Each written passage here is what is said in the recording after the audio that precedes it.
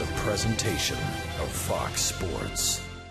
We are Fox. We are Arizona. Clayton Kershaw is on his way to winning a fourth straight Major League ERA title. 4 would match legends like Walter Johnson, Lefty Grove, and Greg Maddux.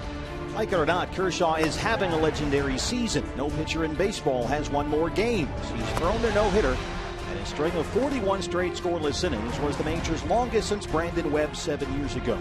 Kershaw's season started against the D-backs in Sydney. He was chased from Chase in May, the second shortest outing of his career. He will win his third Cy Young in 4 years this season, but he's lost 7 times in 20 starts against the D-backs. They beat Kershaw here earlier this year. Can they do it again? Time to find out.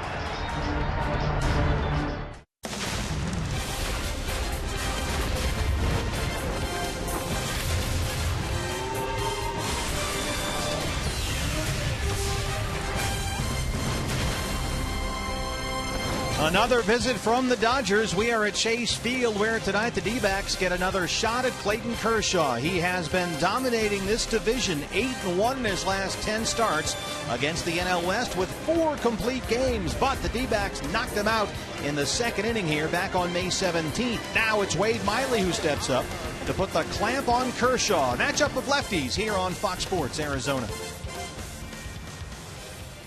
Good evening from Chase Field. Welcome to the broadcast. Steve Berthume and Luis Gonzalez along the way. The Diamondbacks here, Gonzo, getting another shot at Clayton Kershaw. Last time he pitched in this building, the Diamondbacks delivered a first-round knockout. Yeah, he really did. He's been roughed up here before, and he had a lot of balls that game that he left over the middle of the plate and up in the strike zone. 7 runs all earned on 6 hits. He was gone in the second inning, the second shortest outing of his outstanding Major League career. However, Gonzo, since this game, he has been nothing short of legendary, well on his way to winning another Cy Young Award. Well, there's no doubt about it. This guy is pitching in another league right now. He has dominated every category in Major League Baseball, and he has just been one of the most phenomenal pitchers in the league. I mean, since that game here, May 17th, when he left in the second inning, Kershaw has gone 13-2 with a stunning 1.37 ERA, and he is out there against fellow left-hander Wade Miley in the second of this 2-game series. First pitch is coming up tonight, by the way, is our charity broadcast to benefit our D-backs Give Back Youth Jersey program. More on that and how you can get involved tonight. It's the D-backs and Dodgers, Kershaw, Miley. It's all right here on Fox Sports Arizona.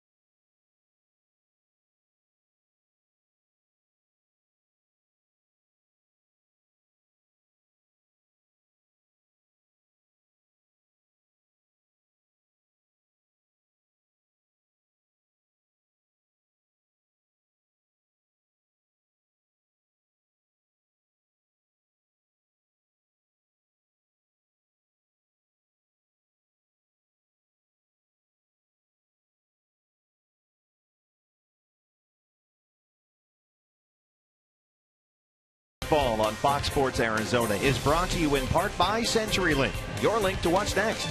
And by Jack in the Box. If the D-backs hit a home run today, score a free Jumbo Jack tomorrow with a purchase of a large drink.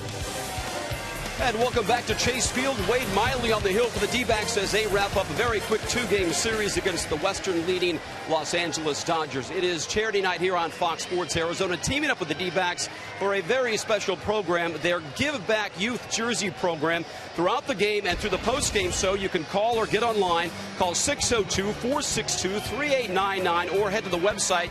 For $50, you get a mystery ball signed by a current or former D-back. You double that donation, you get 2 baseballs and a personalized D-backs jersey photographic print. And for $200, this is great, a Tony La Russa Hall of Fame 2014 inscribed baseball. By the way, Western Refinery has already said they will match every dollar up to $100,000 throughout the game and the post-game show. So far, we have already raised over $16,000. We want all the Little League teams in all the state of Arizona to be rocking D-back jerseys, so get involved tonight throughout the game. Coming up, a great pitching matchup between a pair of lefties, Kershaw and Wade Miley. It's Gonzo and Steve with the call on Fox Sports Arizona. D-backs Give Back Jersey program all night long.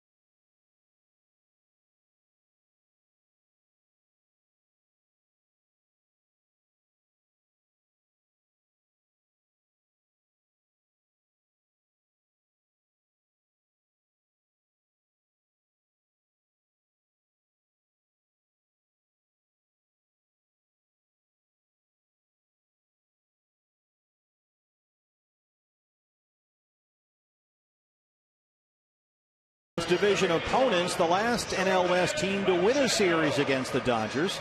The Arizona Diamondbacks right here at Chase Field in the middle of May. And the Diamondbacks on the mound will turn to their left-hander tonight. Your Arizona Ford starting pitcher, Wade Miley. He has not won a game in August, but a chance tonight to close out the month with a victory. As catcher tonight, Tuffy Gozowicz. I'd just like to see a good fastball command early on. I think if he can do that, we can be a little bit more efficient early in the game than we have been. He's gotten the job done the last, 5, 6, 7 outings. I think he's done a really good job. He has battled Wade Miley, the ERA up nearly 1 full run more than it's been each of the previous 2 seasons. Wade this year allowing the same number of hits per innings pitched. Walks are up a bit, but only marginally. The biggest issue, Gonzo, has been home runs allowed, already a career high. He has not allowed a homer, however, in his previous 2 starts. Yeah, and I think that mainly comes from his command on his fastball. When he gets behind, he tries to, just get that ball over the plate, and he ends up leaving it too high in the strike zone. His last 3 starts, you see the 1.83 ERA. He has not had any run support at all. In fact, if you go back 4 games, the 4 games Miley has started this month, the Diamondbacks have scored a total of 6 runs. And they have lost all 4 of those games. Miley 0-2 in the 4 starts. Yeah, it seems like there's a couple pitchers on the staff that are struggling with the offense, not getting them some runs. D. Gordon leads it off for L.A. Cliff Pennington charges in on the grass from the 3rd. Gordon, 294, a couple of home runs. Having an all-star season, a 3-hit night last night. He's now hit in 6 straight. Strike 1, says Jerry Davis. The crew chief is our plate umpire tonight. Yeah, D. Gordon a little more aggressive last night early as a leadoff here. He's taking some more pitches and trying to see what he can do for the other guys. Take a peek at Wade Miley early in this ball game. Gordon, when he started out as a youngster, he was a switch hitter. He's a natural left-hand hitter. But he found more and more that, he always kind of liked to hit lefties as a lefty. So he told his dad, of course, Tom Gordon, the former big league pitcher, that, I really don't mind hitting against lefties left-handed. So they figured he should stop with a switch hitting.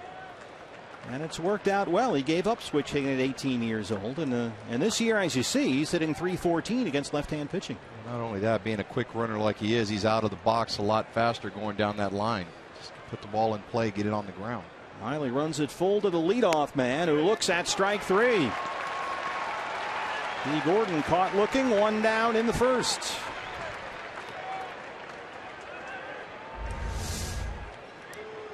I think this is where Wade Miley has to be effective, pitching down in the strike zone, especially against these big power hitters on the Los Angeles Dodgers team. Well, here's one. Yasiel Puig.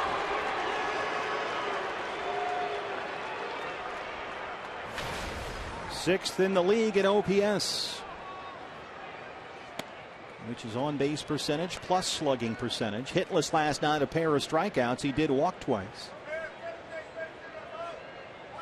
Puig has not had a good month at the plate. He's hitting under .230 in August, only 2 extra base hits and 4 RBIs this month. 1-1.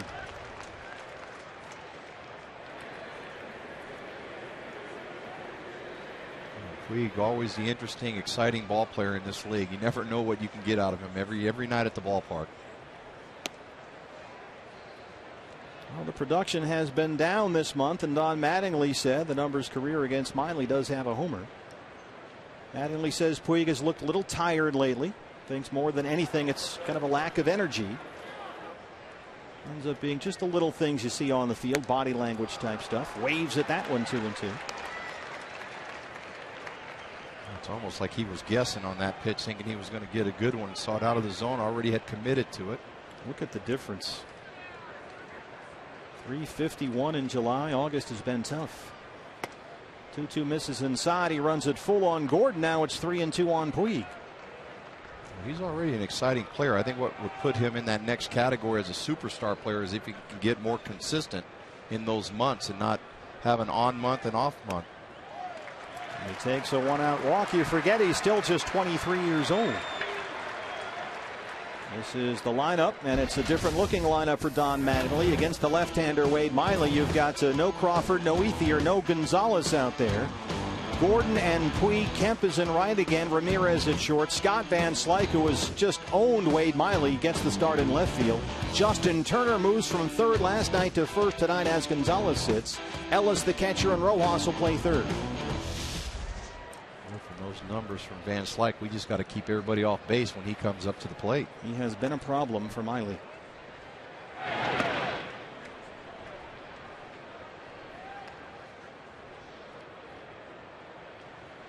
Matt Kemp, 276 and now 16 home runs. He got number 16 last night. Scored twice and drove in 2. So Kemp has now hit in 4 straight. This was his first inning home run, and no doubter off Trevor Cahill last night. He definitely has a lot of power to all fields here, but he got that one down the middle of the plate, a little down and in. Was able to get the bat head out and turn on it. Diamondbacks able to come back and tie it up on an Ender Inciarte. 2-out, 2-run base hit, but then things got away.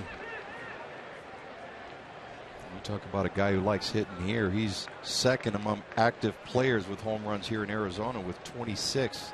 The number one guy, Adrian Gonzalez, also on the Dodgers team. And on the bench tonight. Gonzalez has not hit left-hand pitching this year.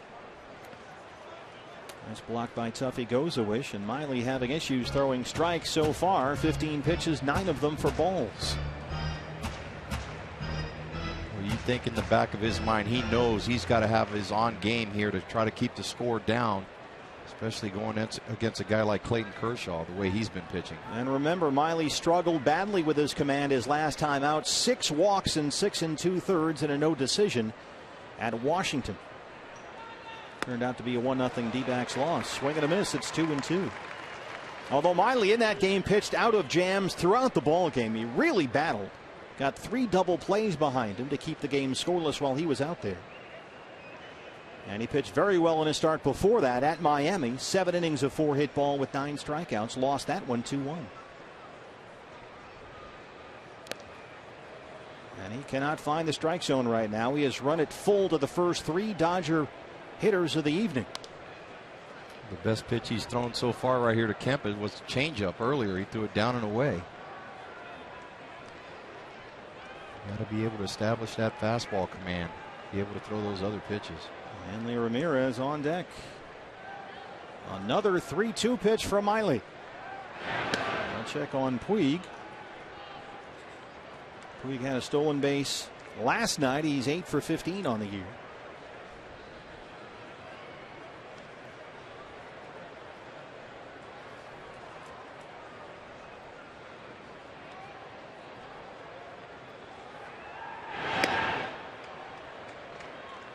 See Jordan Pacheco down at first base for the D-backs. Mark Trumbo is in left tonight.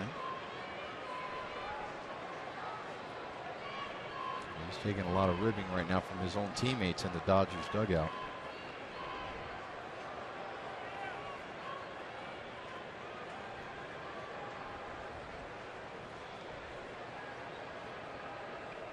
Puig holds. Kemp fouls it off right behind Lorenzo Bundy at third. Puig was caught off balance there. He was actually going back to first base as he was delivering the ball to home.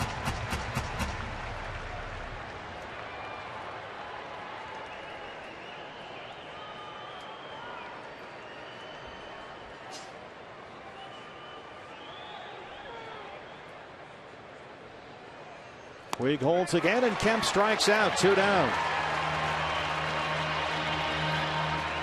Look at the Diamondbacks behind Wade Miley. It's our mid-first bank starting defense. A lot of the left-hand bats on the bench for Kirk Gibson against Kershaw. So it's Trumbo, Inciarte, and Marte left to right in the outfield. Pennington starts at third.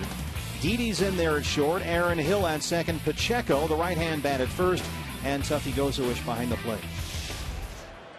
And here's Mark Trumbo back in left field tonight.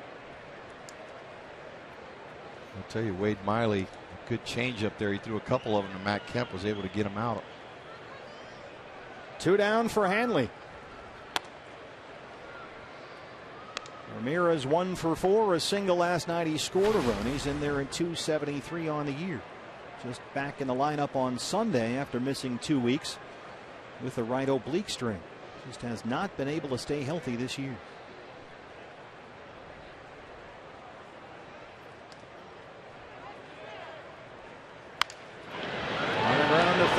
With Pennington. An erratic first inning for Wade Miley, but he gets 2 strikeouts and gets through it. We are playing ball at Chase.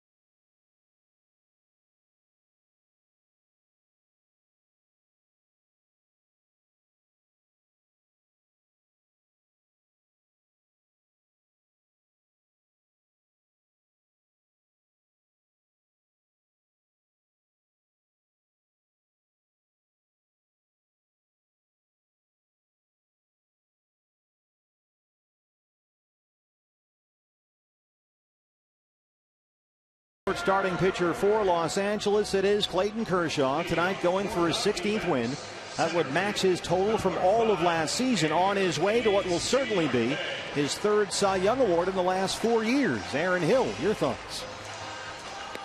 He's been very dominant pitcher this year. He's been pretty impressive, and it's one of those guys that you gotta try to manufacture a run or two as much as you can. You're not going to give any off of him. So it's one of those, you come with a game plan and just see what happens. Last year, Kershaw led the majors with a ridiculous 1.83 ERA. You see, he's actually under that mark this season. It would be the 4th straight year that he's led the major leagues in ERA. And the 4th straight year he's led the National League with the lowest ratio of walks and hits per innings pitched. He's also, oh, by the way, Gonzo, thrown a no-hitter this year. June 18th over the Rockies, he struck out 15, walked 0. He's been unbelievable this season. He's like the big bully playing wiffle ball against little kids out there. And he's still only 26. Well, he spends a lot of time in spring training with a guy like Sandy Koufax out there. That's one of his mentors. How about that, huh? Tied for the league lead in wins. He's basically leading every single pitching category there is, just the good ones. But he's behind on Inciarte, 3-0. How about this? Wins, ERA, whip, strikeouts per 9, and pitches per inning. You think he missed a little bit of time, too. He did. 45 days. A strained muscle behind his pitching shoulder. A 4-pitch walk to Ender Inciarte. But at the top of all that stuff we just showed you, don't forget, May 17th, the second shortest start of his career. He did not survive the second inning against the Diamondbacks. They've had, comparatively speaking, pretty decent success against this guy over the last few years. Well, let's hope that plays into his mind coming back to this ballpark once again. You have some bad memories sometimes as a player when you go into certain stadiums. We'll see if that plays into it tonight. Well, a good start. Inciarte aboard for Cliff Pennington, getting the start at third base tonight. Kershaw throws his first strike of the ball game. Pennington 272, 2 homers.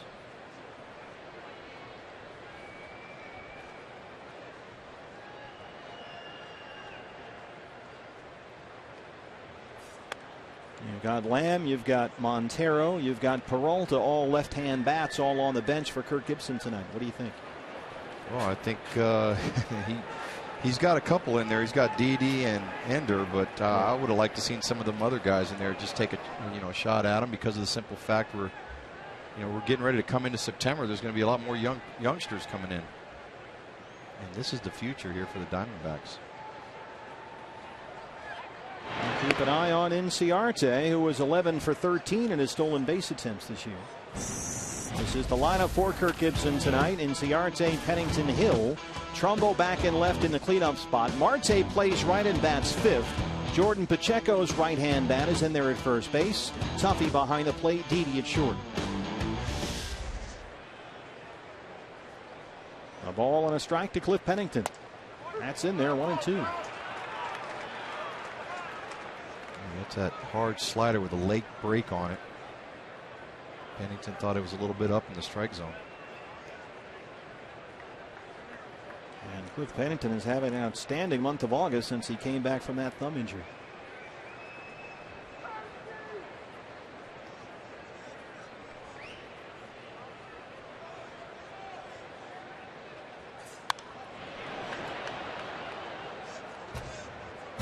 This is the Dodger lineup. Behind Kershaw, our mid-first bank starting defense for LA, and a different look tonight, as we mentioned. Scott Van Slyke, who really has a lot of success against Miley, is in there, as Crawford and Ethier and Gonzalez, all left-hand bats, sit for Don Mattingly. Van Slyke, Puig, Kemp, Rojas in there at third. Turner takes over at first, and A.J. Ellis behind the plate. Pennington stays alive. You mentioned that slider. Kershaw this year throwing that four-seam fastball more than 50% of the time. It averages just under 94 miles an hour. His biggest weapon, however, is that wipeout slider. He throws it 30% of the time. more often this season and with more velocity than ever before. And that pitch has gotten better and better every year. Let's not forget he's got that big power curveball also. That one right there. And he strikes out Pennington, one down. It used to be a 12-6 curveball, and it's not quite that, but it's still got that tremendous drop. Boy, I mean, that thing breaks a lot. When you see it out of your hand as a hitter, you want to see it up in the strike zone. You think it's a hanger, and it ends up down at your feet. Kershaw, that curveball, very early in his career, was never consistent enough for him to truly dominate. The walks were up, so were the pitch counts. Really couldn't command it all that well. He had never thrown a slider. The Dodgers suggested he try a slider between starts one day, and he picked it up instantly. And now the slider has become his number 2 pitch. Aaron Hill.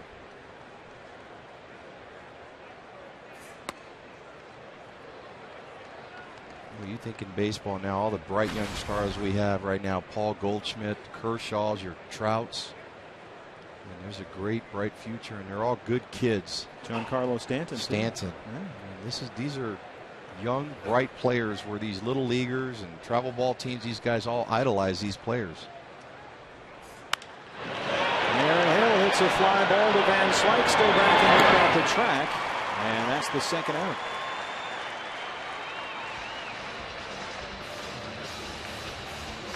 Left field, number 15, Mark Trumbo. And speaking of little leaguers, we of course are raising money tonight for our D-backs Give Back Youth Jersey program. Don't forget, give us a call. Donate at least $50. You will receive 1 mystery baseball signed by a current D-backs player. $100 gets you 2 mystery baseballs, a current player and an alumni player. $200 receives the Tony La Russa Hall of Fame signed baseball. Tony signed dozens and dozens last night, and he'll join us in the booth in the 3rd inning to talk about that. And all the money goes to Little League kids all over the state of Arizona. The D-backs Give Back Youth Jersey program. Debbie Castaldo here does a tremendous job running that for us. And we are raising money tonight only during the game broadcast, and we're asking for your help. $50 will get a kid a Little League jersey. We want to thank a gentleman who called in, Gonzo, and identified himself only as a grandpa, and he donated $1,000. So, sir, thank you very much. He thought it was great that the kids get the Little League jerseys, all the Diamondback looks, the different colors. And so Grandpa called up and donated $1,000. That's awesome. It just goes to show you that there's giving people out there. You are very lucky. Inciarte still aboard at first. 0-2 on Mark Trumbo. And so far, and we're not quite yet through the 1st inning of the ball game, we've crept up on the $25,000 mark in money raised so far for our program. And we want to thank the folks at Western Refining tonight. They are matching our total up to $100,000. Yeah, so good friend, CEO Jeff Stevens. He's the guy pulling the trigger tonight on matching the donations. Inciarte is in there. A stolen base, his 12th. Takes off on the 0-2 pitch to Trumbo, figuring he might get a breaking ball. And he's got stolen base number 12. He got a great jump. Usually with the lefty, you're going to go on a first move.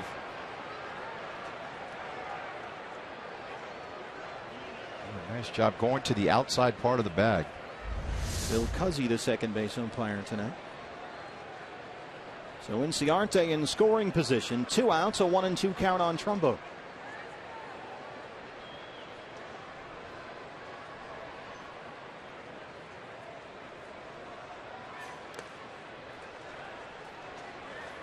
And Kershaw so far, much like Miley in the 1st inning, not quite super sharp here. 8 balls and 8 strikes.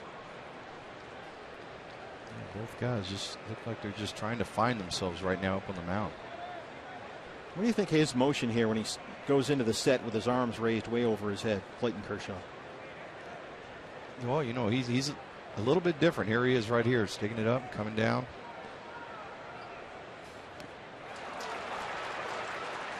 Breaking ball gets Trumbo to chase in the dirt. 2 strikeouts for Kershaw. He strands the leadoff walk. No score through 1 at Chase Field.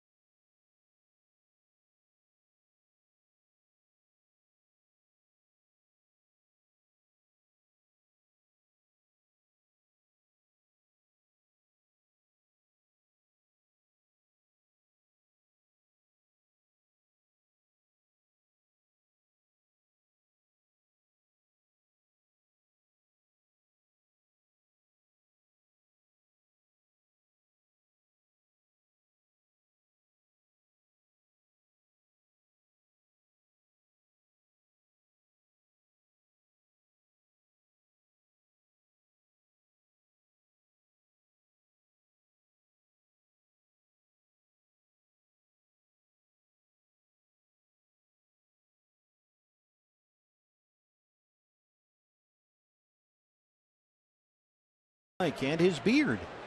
They have hit in 6 straight, the longest hitting streak of Van Slyke's career. A tremendous track record against Wade Miley. 7 for 16 career versus Miley. 4 home runs, 3 of them this year. 265 and 9 homers. 7 of those 9 home runs, by the way, have come off left-hand pitchers.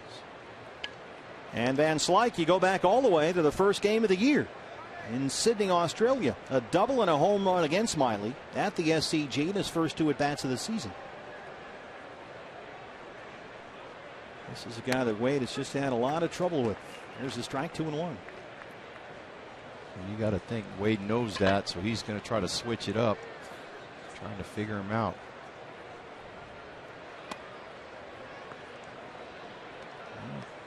He went full 3-2 on the first 3 hitters in the first, and he's 3-1 now on Van Slyke to open up the second.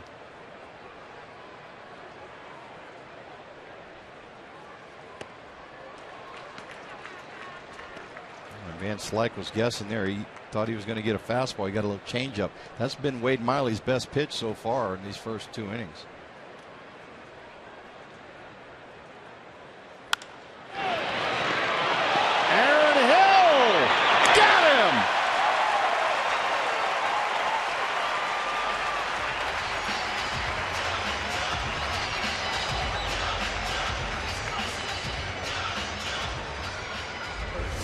Talk about a big league play right here. 1 step to your right. That ball was hit on the buttons, and Aaron Hill makes a fantastic play to throw him out at first base. He will make highlight reel plays at second base with the best of them, Aaron Hill. And that's the way that Miley finds finally to get Scott Van Slyke out. 1 down for Justin Turner. He just cannot throw strike 1 so far. 2 more hits for Turner last night, 2 more RBIs. He's at .316 on the year. There's a strike, 1-1. Van Slyke with those good numbers against him. He hit that one hard. On the button, you said it.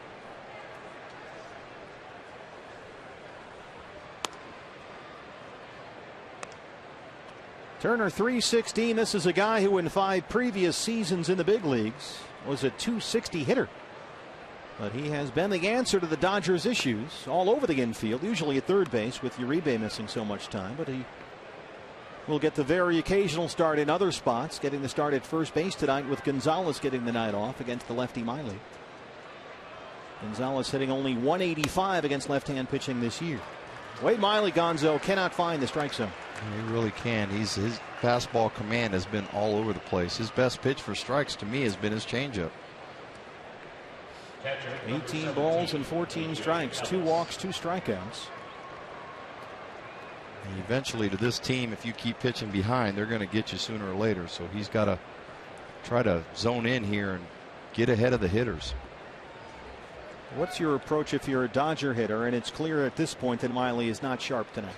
Well, from right now, they're getting his pitch count up in a hurry. So you're just going to probably look 1 pitch, 1 spot. If they get it, they jump all over. You see a lot of the guys have been taken. A.J. Ellis, the catcher.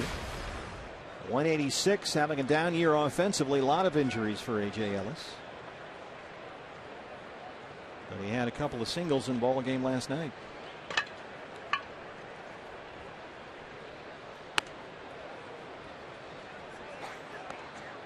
That looked pretty good. I know Wade Miley wants that pitch because Tuffy's sitting up under the hands there.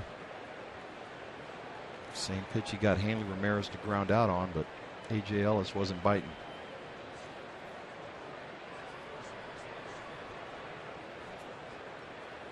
There's a bouncer in the hole. It gets by Pennington and Gregorius. Turner will stop at second.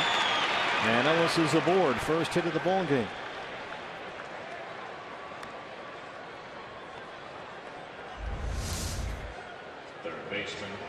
That pitch was down in the strike zone. Slider down. A.J. Ellis goes down to get it. Hit the perfect spot. Threaded the needle between Penny and Didi. So it's 2 on, 1 out for Miguel Rojas. Gets the start at third tonight. Trying to throw strike one. It's been a battle so far. Yeah, out of the 7 hitters, A.J. Ellis was the first guy he threw the first pitch strike to. Let's try this one more time. Gregorius, Hill, Pacheco. Rojas with decent speed beats it out. Turner in there at third, 2 down.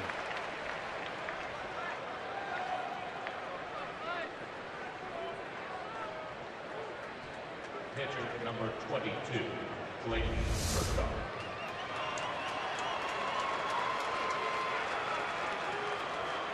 Nice play by Didi just to get to it and get a quick feed over to second base.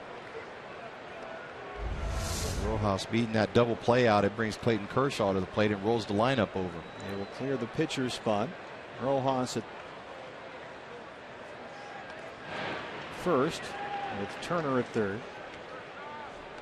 And Kershaw will hit with 2 down.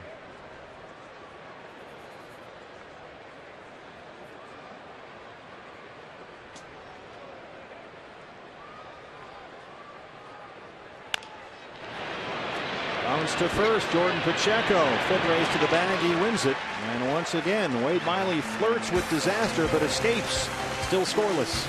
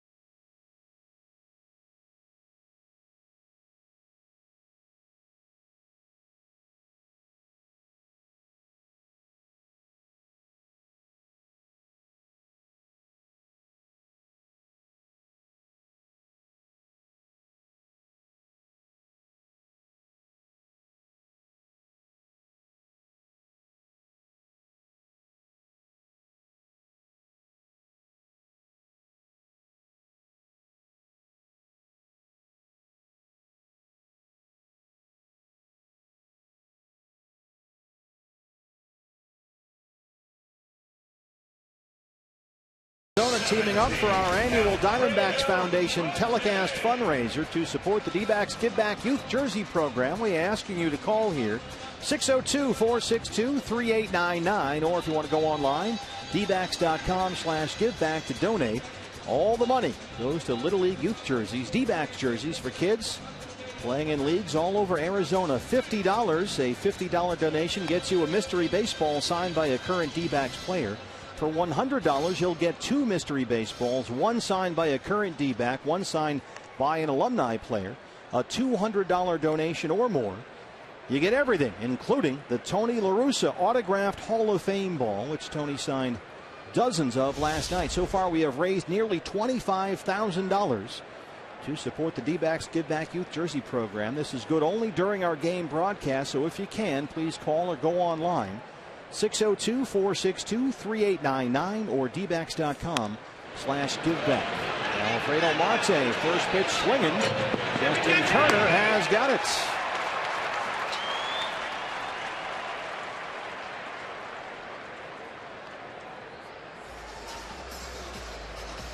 Quickly one down in the second. Marte didn't waste any time in there. First pitch he saw, he was taking a swing at it. Brings up Jordan Pacheco. Jordan has not seen regular playing time with the D-backs, especially after coming back from that shoulder injury that put him on the DL. .224 on the year with both the Rockies and the Diamondbacks.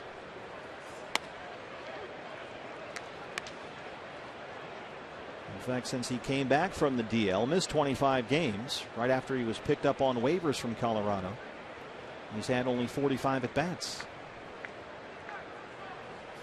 So you're getting sporadic at bats at best, and they tell you, okay, Kershaw's out there, go get him, kid. Go get him. That's part of being a veteran player amongst all the younger guys out there. You get the spot start, but then you get the superstar pitchers too. Bounces that one well in front of the plate. He did not swing, says Greg Gibson at first. Pacheco, 3 hits in his last 24 at bats. And having played so long for the Rockies, a couple of years anyway, he's more than familiar enough with Clayton Kershaw.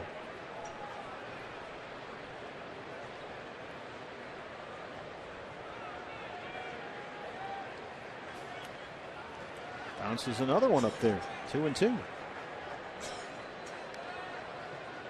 And like most guys, not a lot of success. Yeah, that's not surprising to see numbers like that against Kershaw. There's a lot of big leaguers with those numbers. A lot of good ones.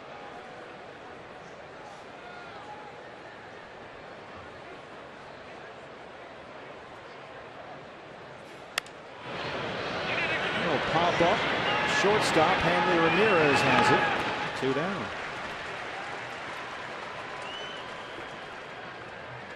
Hey fans, anytime the D-backs score 6 runs or more, Taco Bell is giving away 3 free tacos, the purchase of a large drink, between 4 and 6 the following day at participating locations. Tell them Bob Brenly sent you. 2 down for Tuffy Gozowich. Another right-hand bat in there for the D-backs against the lefty Kershaw. Here's the strike, 0-1. Tuffy 237 on the year, does have the home run. Back on April 22nd at Wrigley Field, his first major league homer.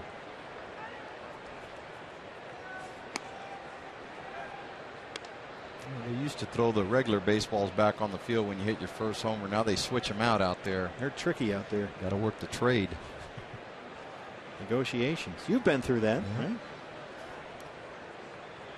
Didn't you hit the first home run ever at the Trop? The Tropicana, yep. Ah, the Trop. Did you get the ball back? I tried to get it back from the kid. He wouldn't do it. I tried to explain to him once he walked out of that stadium that ball had no value. Yeah, he's pulled the old switcheroo. You don't know.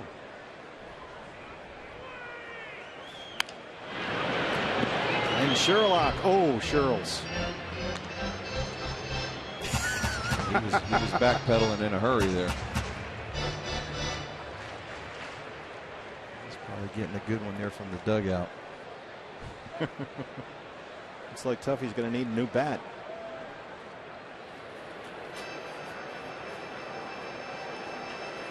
I want Lisa to know that I had nothing to do with this.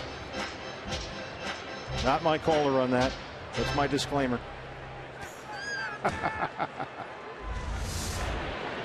His heart was in it, but his back end wasn't. He was bailing on that one. Tuffy Gozowich. Hanley Ramirez pounces on that one and throws him out. We've seen some very good infield defense. Kirk Gibson will stay in the dugout, no challenge. CenturyLink your link to what's next when we come back. It's the Diamondbacks Chief Baseball Officer, Tony La Russa. This is what he did all night last night.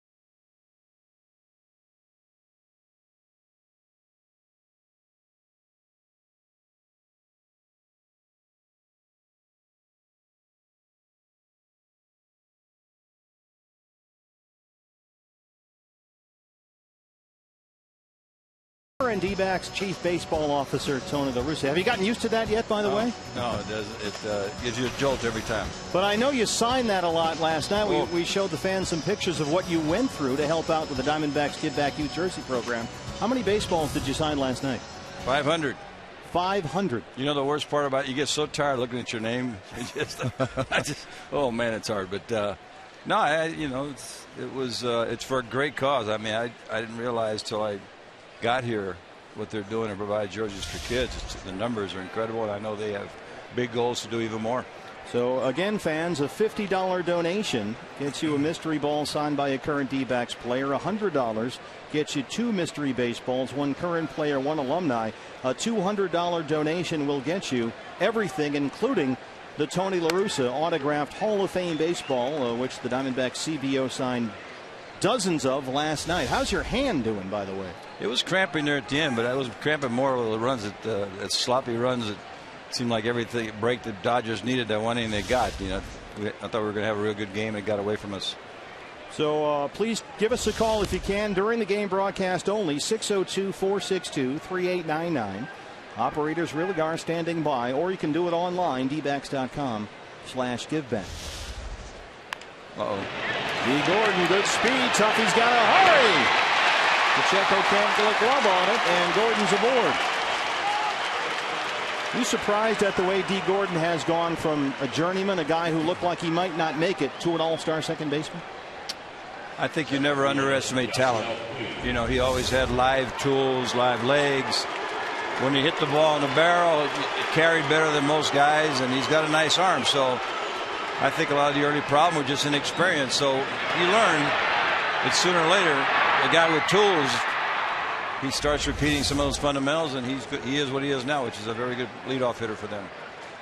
What's your take on this guy? I think, Luis and I would have the same background because we come from Tampa, where there's a lot of Latin players, and you understand a little bit about what happens in Cuba. So he's experiencing a brand new culture, especially in LA. He's a big hero, so he's a young guy that's getting blasted with a lot of stuff that can really distract him. I've heard from clubhouse guys that he's a good young man. I spent some time with McGuire yesterday, and he says, he's still learning, but he's got a good heart, which I think maybe when he settles down, he'll be an impact player. But even despite that, he's hitting 300. He's doing a good job for him. He plays hard all the time. What are some of those differences you were talking about? We know what he went through to get to the major leagues and get into this country. It was a tremendous story. But more on the background as Gordon gets in there for another stolen base. That's 58 to lead the majors. Wow. Well, they get, it's a tough upbringing. You really you're not exposed to a lot of niceties. You get used to having very little, and then you're a player representing Cuba, so there's a tremendous amount of pressure. You get a lot of negativity if you don't hit 400, and so I think that it's a jolt when a player with that kind of background comes to our country and he sees all the luxuries that we have, really the things that sometimes we take for granted, and when he makes the impact that he has, I mean, he lit up Southern California. They couldn't wait to compliment him enough, and it's hard to keep your head together. As a 22-year-old kid too last year. I mean, if you're a 22-year-old from our country, you would have your head turned some, but it's kind of overwhelming, and you don't want to make excuses, so you just try to make an explanation, but it could come off as an excuse. They had the money to go get him as an international free agent. You're now the chief baseball officer here, competing with a team that has the highest payroll in the history of Major League Baseball. How do you do that? It's been proven. I mean, the Yankees have been doing it for years and years and years. They had that wonderful run with Joe Torre, but they don't win all the time. And one of the things is that you still have to spend money smart. I think they're smart enough, but it's been proven that you spend, like we do, $100 million. You can put together a really good club, and if you play hard and play the game right, you can compete against anybody. What does Gonzo do? I see him all the time hanging around, glad-handing people. Hiding. I see Tony come, I go the other way. I know one thing. You know, I thought about this many times. We do have, you know, we share a hometown, and I knew him before he came to the Diamondbacks, and felt so great about the way he was, you know, maintaining himself during his professional career. Was very respected every place. But you know, every time I see Gonzo, I think about the dream come true, because every one of us played thinking about getting the game-winning hit to win Game 7 of the World Series. So Edgar Renteria, Luis Gonzalez, I mean, there are very, very few guys small club can say it, and I can't even imagine what it was like. But all you got to do is see the replay, see the joy that he expressed on his face, his teammates, the fans. What a moment. Have you adapted yet to being up in the office and instead of being out on the field? Because we saw you yesterday. Every time you would sign balls, and then when a play was going on, you were locked in. Yeah, you would put everything down, and we thought it was going to take you till after the game to finish signing those 500 baseballs. Yeah, there was one incident. It was during that play at the plate, with the way that thing went, that you had two really sweet, wonderful ladies. They were feeding the ball. It makes it go a lot faster, you know. And all of a sudden, had a decision. I threw the pin, kicked it, said something vulgar, and walked out. You know, when I came back, boy, they were pale, like, oh man. Oh, we got 4 more innings or 5 more with Tony after that play. But I think. Driven to right center field, long run into Inciarte, and he won't get there. They will wave in Gordon. Puig is right behind. The relay throw will go into third, and they get Kemp, but the Dodgers score 2.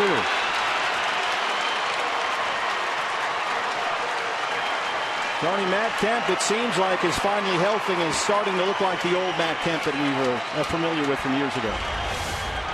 Well, you know, Luis would know better than I, because my career was mostly on the bench. But when you play and you're an impact player, you get hurt. This game is hard enough when you're healthy, but it could be your leg, your wrist, you know, your back, whatever it is, and you're less than 100%. I mean, I can remember not to run a story, but we were successful in the 2011 playoffs against Philadelphia because Ryan Howard was hitting on one leg. And that same year, Lance Berkman, 2010, he hit on one leg. We got him, and he had 2 legs, and then he hits 300 again. So I just think that Matt is healthy, and he is truly an impact player. What do you think about some of our young guys like Lamb and those guys that are now coming up? You know, I was always taught, and I really think it's a great attitude. It's half full, it's not half empty. So, you know, when you suffer an injury like Goldie and Pollock, whatever it is, that's tough. But you got to maintain the half full part of it. And there has been a tremendous amount of experience that's been provided for some of these guys, and most of them are really prospering. And I think, you know, the caution I would have is that next year when they come to camp, they'll have a different kind of pressure. But as long as you can put enough players around them and make the pressure fair, I think that those guys, I think Lamb, you know, he's got another month that he can play September, and he can start getting used to what these guys do at the big league level. But very impressive composure, talent, and I think that's the plus. I think there are 2 pluses from what I've seen. There's some depth on the young side, which is really, really good. And the other side is that I admire the guts of this club. They've had some really tough losses, not just the injuries, but on the field. Scott Van Slyke drives Miley in the wall. He got him again. Scott Van Slyke, his 5th career homer off Wade Miley. 4 of them have come this season. Don't ever invite me again.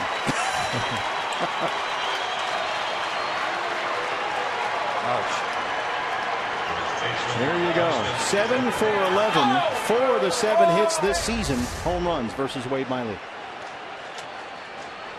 Wade Miley struggling with his command to get that fastball. Couldn't get it in there far enough. You know, I remember when I started managing, the first guy that was watching that I know about was Earl Weaver. And he would play the little index cards with, you know, that's 7 for 11 or, you know, 6 for 10, whatever it was coming into this.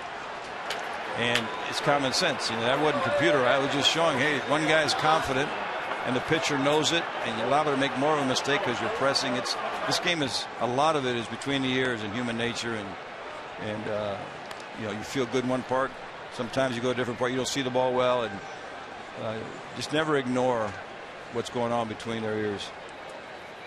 Justin Turner now. I know you're upset about what's happening on the field. We all are. But since you've been here for our D-backs Give Back Youth Jersey program, we've gone from about $25,000 now to over $40,000 from our fans. Well, it's just such a wonderful, wonderful program. I mean, I commend the Diamondbacks once again. I mean, being away from here, their reputation is golden. And now that I've been here, I can see it. They're so active in the community. But I think you learned a long time ago, if you can do something for young kids at whatever walk of life, that is a very honorable pursuit. And to pursue, I mean, to provide, you know, what good-looking jerseys like that for so many, I mean, in the thousands, that is such a great thing. And I see, what is it, Western Refining matches. I mean, that's, you get sponsors like this that help out. It's all to the good, and especially if you can benefit a kid. Western Refining, we want to thank them again. They are matching our total up to $100,000 tonight. And so we are. I bet you Gonzo will match that second $100,000. That's it, right? He's good for it. Sure. Chief Baseball Officer and Tony La Russa, Hall of Famer. Thanks very much. Thanks, Tony. Appreciate it. My pleasure. Good.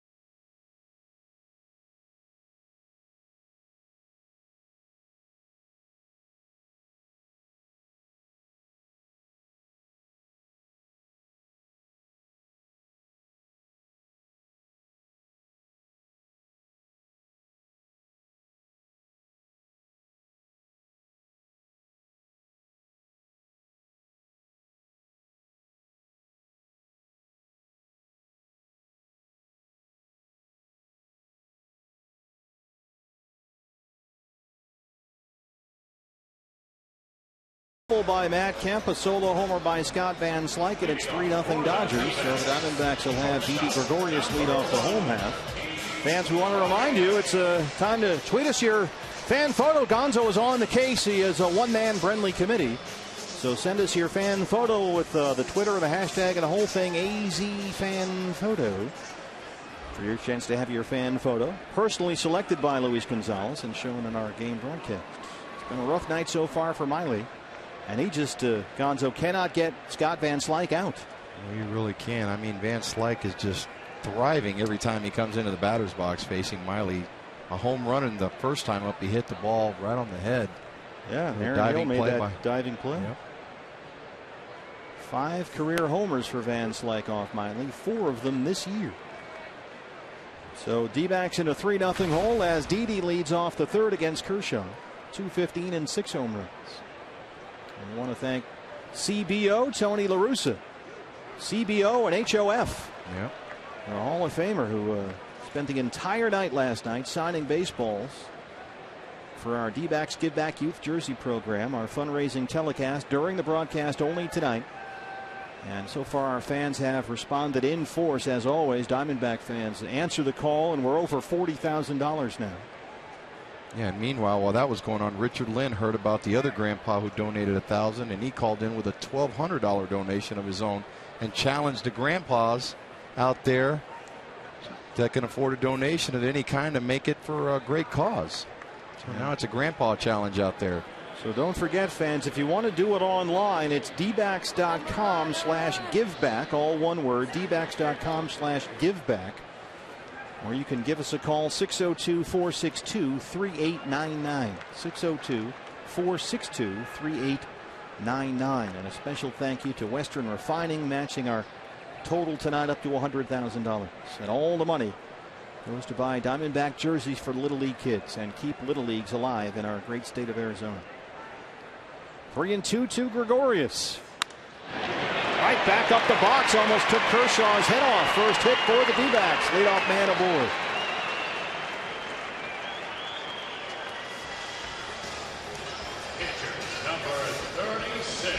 Boy, this is what we call in the big leagues chuck and duck. He throws it and he's got a duck to get out of the way. Nice swing by Didi Gregorius. Nice and simple, doesn't try to do much.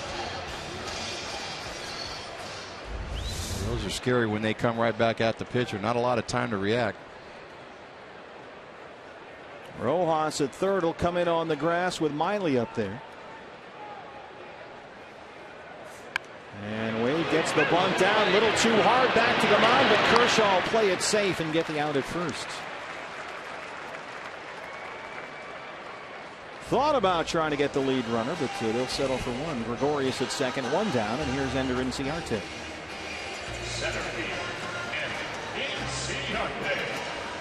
I see Katrine from Canada has called in. I know her. She's a huge Aaron Hill fan.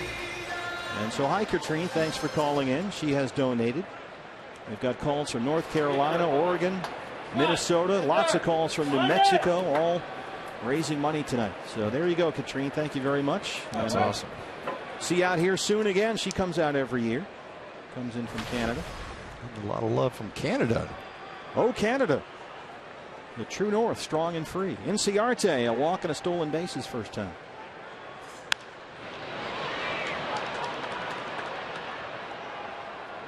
Well, the bottom line is all these donations go to the kids, and they get to wear these big league uniforms out there, and they look great. Every color combo you can think of. The Sedona red, the white, the black. There's some great gold ones. Debbie Castaldo is wearing the gold colored jersey.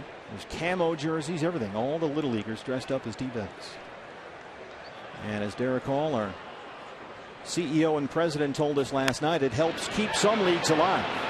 Diamondbacks reached out to communities all over Arizona and said, what do you need? What can we do? And the money they save by getting the donated jerseys goes to help concession stands or fields or even keep leagues afloat. And so your money, fans, is doing all that for us tonight. We want to thank you. Well, you know, the Little Leagues are great because it keeps kids safe. It teaches them teamwork, leadership, fundamentals of the game of baseball, and it keeps them around playing something that we all love. Ender Inciarte knocks that into left. Glenn Sherlock will stop Didi at third. If that's Crawford out there, maybe you think about sending him, but with Van Slyke, you're going to stop him right there. Down 3-0. Well, he tried to throw that breaking ball, stayed up in the strike zone, and Inciarte just goes with it the other way.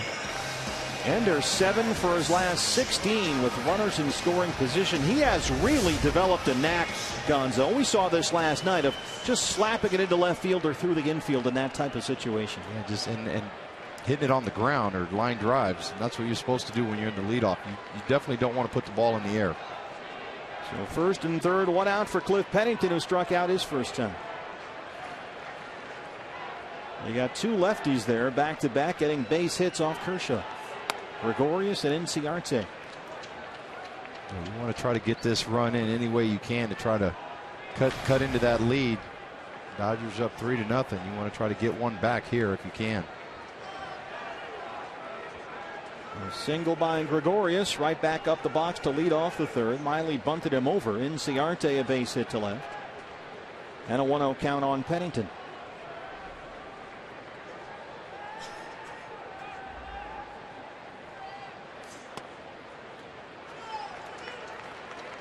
He tried to come in there too. He's not getting that pitch. Wade Miley wasn't getting it. Kershaw's not getting it either. 40 pitches so far, 23 for strikes.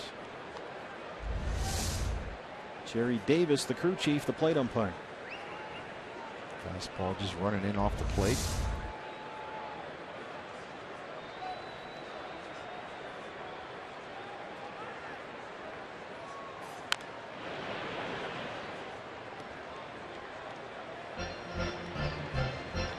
Fans, we're now over $50,000 for our D-backs Give Back Youth Jersey program. We have crossed the $50,000 mark. So keep those calls coming. 602-462-3899 or go online. The address is dbacks.com/giveback. All one word.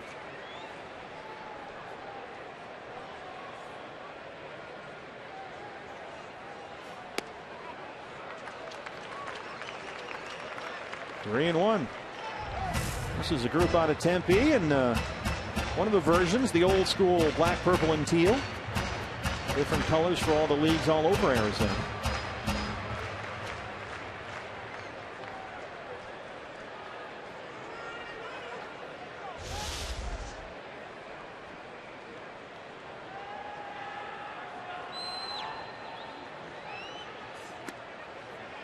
Ball four, bases are loaded. Second walk issued by Clayton Kershaw. 2 singles and a walk in this inning, and they're loaded for Hill. Now at second baseman, Aaron Hill. The thing with Kershaw, you never see a sense of urgency or panic on his face. He just kind of gradually goes up there. Of course, he's got a 3-run lead right now. See if Aaron Hill can run into one here. You got one out. Gregorius is at third, Inciarte at second, and Pennington at first. Aaron Hill flying out his first time up. He's hit in 3 straight games and 4 of his last 5. Off the fist, right to Gordon. You almost knew he was going to come with a fastball trying to get ahead. So now it's up to Mark Trumbo.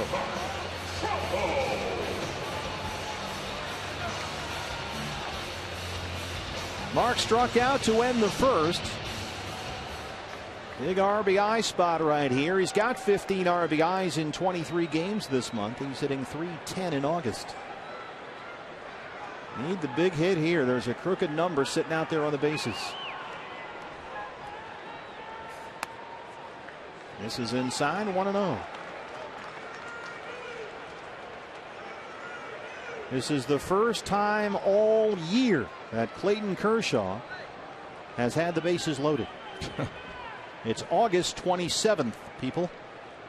First time all year the bases are full against Kershaw. That's unbelievable. So you've got to take advantage. Trumbo's ahead, 2-0. Mark has hit in 4 straight, a pair of singles in last night's ball game. A .250 hitter career with the bases full.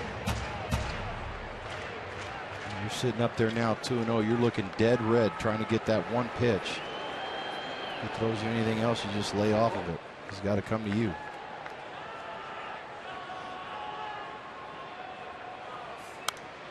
Here it comes. Just missed it. Man, you're some kind of ball magnet. Just they've been coming up here. It's been 2 years, and suddenly they're coming in here like rockets.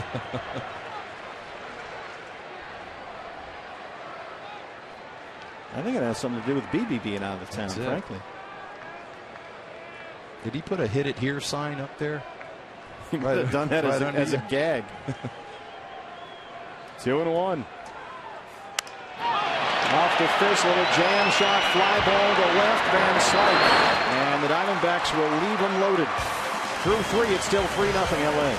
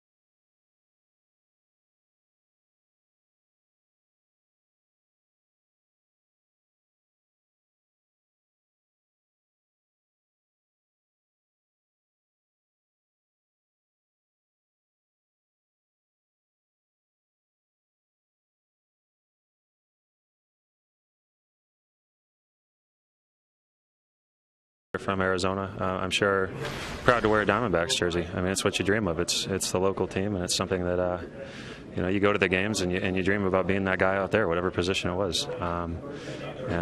It's really special, and I think I know I was really stoked when I was doing it. When Mark Trumbo was a kid in Southern California, he went to Angels games, and his guy was Tim Salmon. So here he is in the big leagues wearing number 15. And somewhere here in Arizona, there's a kid that wants to have a 15 Mark Trumbo D-backs jersey. And we're making that happen with the help of our great Diamondback fans on our fundraising charity broadcast tonight to support the D-backs Give Back Youth Jersey program. We are already well over $50,000. Our fans have, as always, answered the call. As A.J. Ellis leads off the fourth. dbacks.com/giveback or call in 602-462-3899. $50 donation gets you one mystery ball, an autographed baseball by a current Diamondback player. $100 gets you two mystery baseballs, one signed by a current D-back, one signed by an alumni player. $200 or more gets you all that, plus the Tony La Russa special autographed HOF. Tony, Hall of Fame, signed dozens last night for us. I mean, you think about Gonzo, the Tony La Russa baseball. He signed that Tony La Russa HOF about a month after he was inducted. Yeah, the value of that ball is pretty nice right now. I mean, think about that. In fact, less than a month. It was the last week of July that he went into Cooperstown. And so you're getting that baseball a month after he went into the Hall of Fame with a $200 donation or more. And we want to thank all of you who have donated already. Oh, not only that, but you get a nice autographed baseball and you get to make a donation to these young kids. So there was a kind family from Peoria who called in to make a donation. They have kids in Little League and seen the program's results. So you're out there all the time in the community. Nobody sees more Little League baseball than you do. Yeah, I love the simple fact now that that I played here, and you go out there and you don't see. No disrespect to any other organization, but you don't see these kids all wearing Cubs jerseys or, Yankees or Dodgers or anything like that. They're wearing your local team, which is the Arizona Diamondbacks, and that's the way it should be. And there's multiple uniforms in combinations that they all say D-backs. So it's pretty cool when you look out there and you see the different colors and everything, but they all say D-backs. 2-2 on A.J. Ellis, who singled his first time.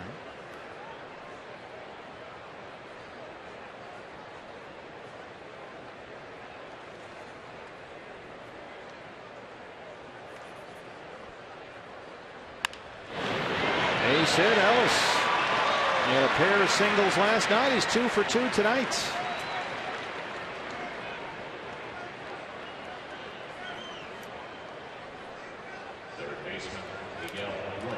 Bring up Miguel Rojas. Fifth hit for the Dodgers against Miley, who has also walked 3, struck out 4. Rojas, his 9th start of the year at third base. He has played mostly shortstop since making his big league debut the first week of June. And he's played a little bit of everywhere lately. In fact, made his first appearance in left field last weekend.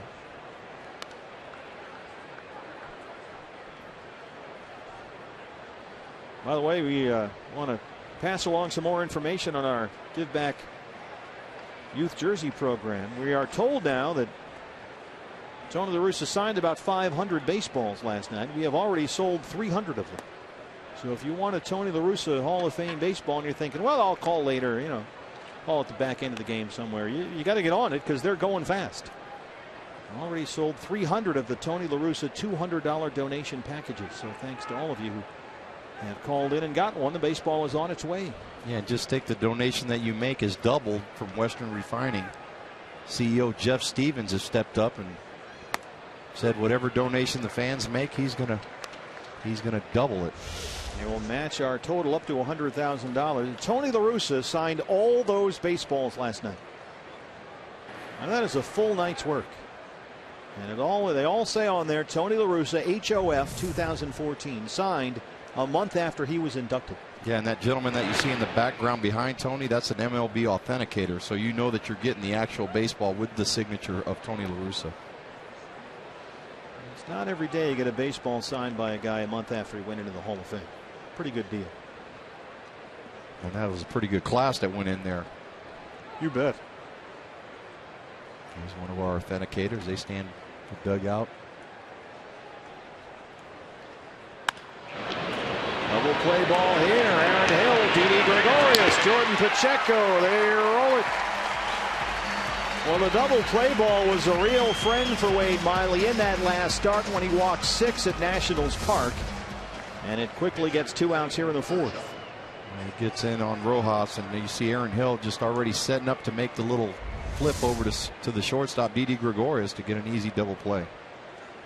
So Clayton Kershaw steps in with the bases empty and 2 outs. Miley at 70 pitches, 40 for strikes. And we should also mention that the D-backs Give Back Youth Jersey program benefits softball teams as well. Don't want to forget the girls out there. Some future Monet Davis is out there in a D-back jersey. How about that? We've seen some pretty good players out there that are girls. Yep. Kershaw looks at strike 3. 5 strikeouts for Miley. Home half of the 4th on the way. He trails it 3-0.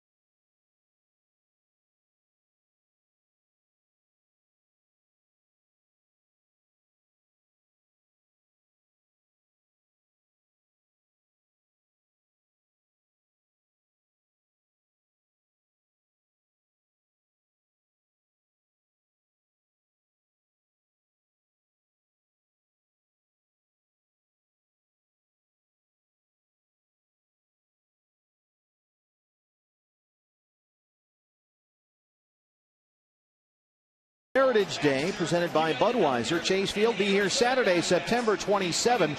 D-backs hosting the Cardinals. Come early for the pregame street festival presented by APS. Then the first 20,000 fans into the ballpark get this David Peralta Los D-backs t-shirt courtesy of our friends at Gila River Casinos. And then be sure to stick around after the game for a concert featuring Latin star Christian Castro. For more information and to purchase tickets, visit dbacks.com. 3-0 bottom of the 4th. By the way, we have just gone over the $60,000 mark in our fundraising broadcast tonight to raise money for the D-backs Give Back Youth Jersey program. $60,000 from our fans going to buy uniforms for Little Leaguers all over the great state of Arizona. And we are also giving away these jersey prints. That comes with a $100 donation package. You get the 2 mystery balls. A current D-back will sign one. An alumni player will sign another. You also get the personalized D-backs jersey photographic print with the $100 package. And Gonzo and I have a couple of those here. This is what you get after you take this pitch from Marte. 0-1. You get this the print, and they put your name up here, your name here. I state your name, and then you get that, right? Pretty good deal. Yeah. So that comes with a $100 package plus the 2 mystery balls. There's bounce fair up the left field line. Marte will take the turn and head for second. And Alfredo Marte is in there with his 5th double. Leadoff man aboard. Good start for the D-backs here in the 4th.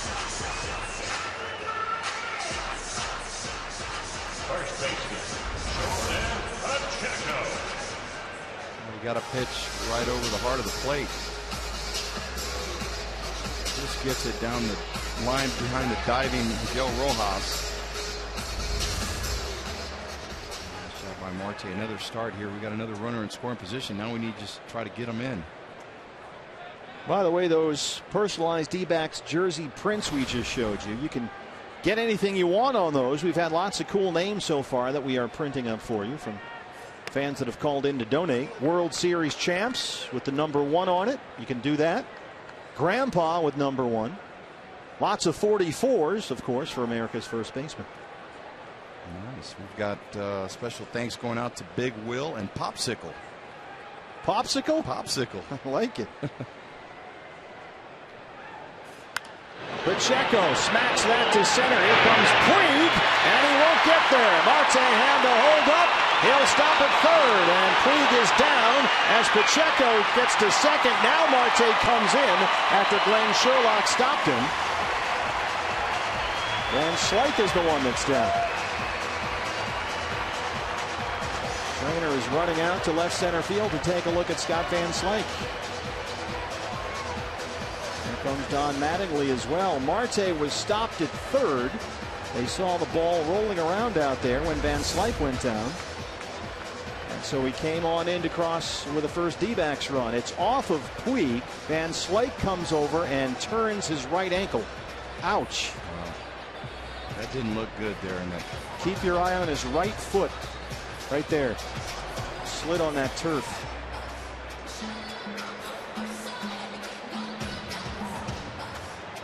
For the moment, they are scoring that a single and E7.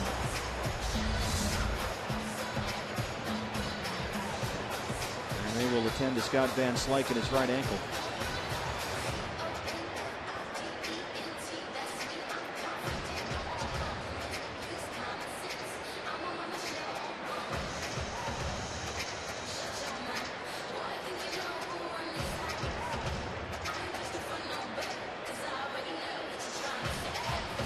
Like the trainer's moving it around. That looked ugly when he went down. Let's see if he can put any weight on it. He's standing up okay. Scott Van Slyke. He's a big guy, 6'5", 250. And this has to be encouraging. At least he's standing up okay. Also the son of a former big leaguer, Andy Van Slyke. Great center fielder for the Pittsburgh Pirates for a long time.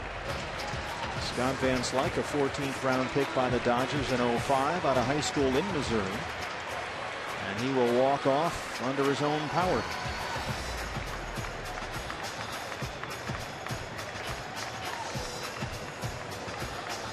Plenty of options, certainly, at least for the rest of this ball game for Don Mattingly. He's got Ethier and Crawford both on the bench. And indeed, here is Carl Crawford now.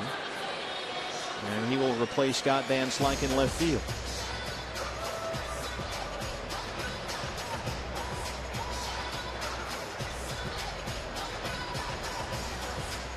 You talk about a tough athlete. He had the presence of mind to still flip the ball as he was going down.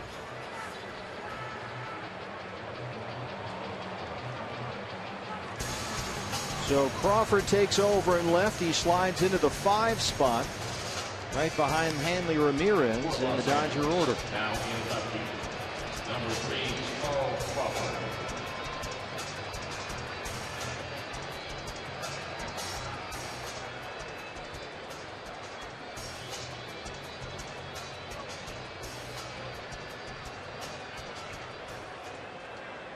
Now then, catcher. So a run is in. Still nobody out. Jordan Pacheco is the runner at second base. A single E7 is how they scored that. Marte comes in, no RBI, and here's Tuffy. Rosawish grounded out his first time, 0 for 1.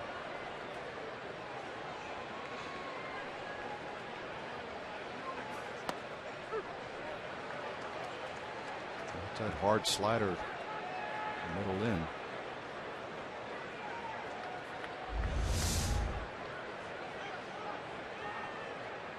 It's been a ball most of the day.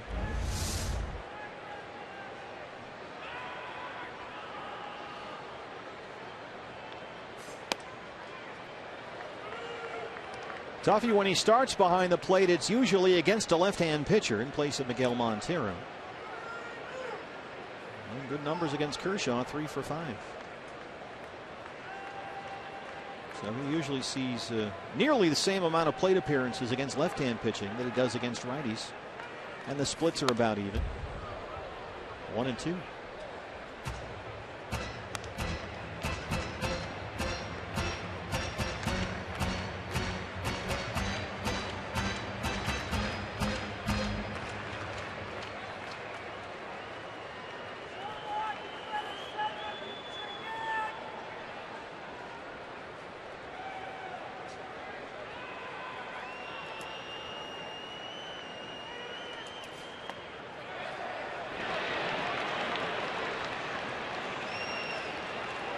There's the strikeout.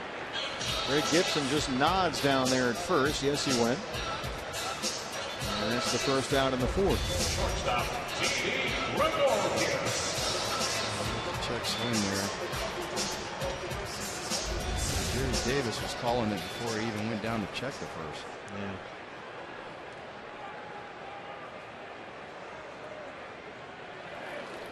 It's a tough out there because if you're going to make an out, you'd like it to be a productive one by trying to move that runner at least to third base with nobody out.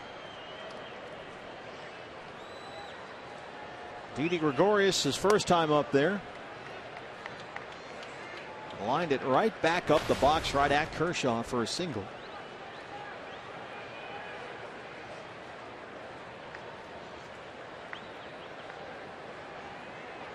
Trying to get David Peralta maybe some ABs like you were talking about, Gonzo. So far, Inciarte and Gregorius, left-handers with base hits against Kershaw. Sky high right center field. Kemp and Puig. It'll be Kemp. 2 down. There's where that at-bat with Tuffy Golsowicz, he would have liked to be a productive out. Not saying that he would have had a chance to tag up and score there, but at least give the opportunity to get that guy to third and maybe get that sac fly. Worst case, force a bad throw or something. Pacheco still at second, 2 down now, and it's Wade Miley. I'm going to give a special thanks to Francis now for her generous donation. Now we're over $70,000.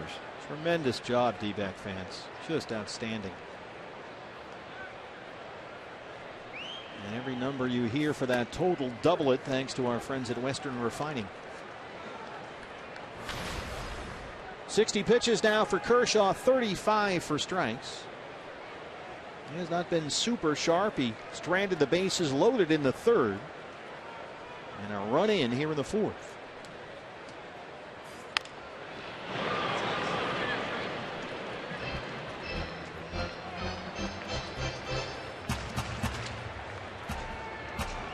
Off day tomorrow, then back with you Friday here on Fox Sports Arizona. First of 3 over the weekend at Chase Field against the Colorado Rockies. Don't forget the big alumni game is Saturday. The Gonzaleses versus the Swindells. How's the draft going, by the way? Not good.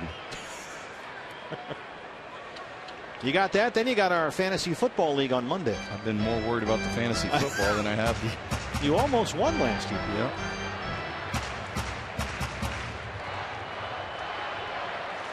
Trying to get our commissioner Tom Candiotti banned from the league. I'm right there with you. I tried last year. Changed the name of my team to impeach Candiotti. Didn't work.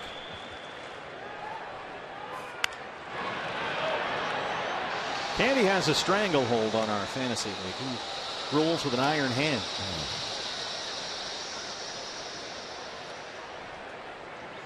His trades always go down at mysterious hours. I noticed that, yes. And it seems he gives up very little and gets great returns. Absolutely. Of course, he finishes last every year. So right back to the mound. D-backs strand Pacheco at second, but they get a run home through 4. They trail it 3-1.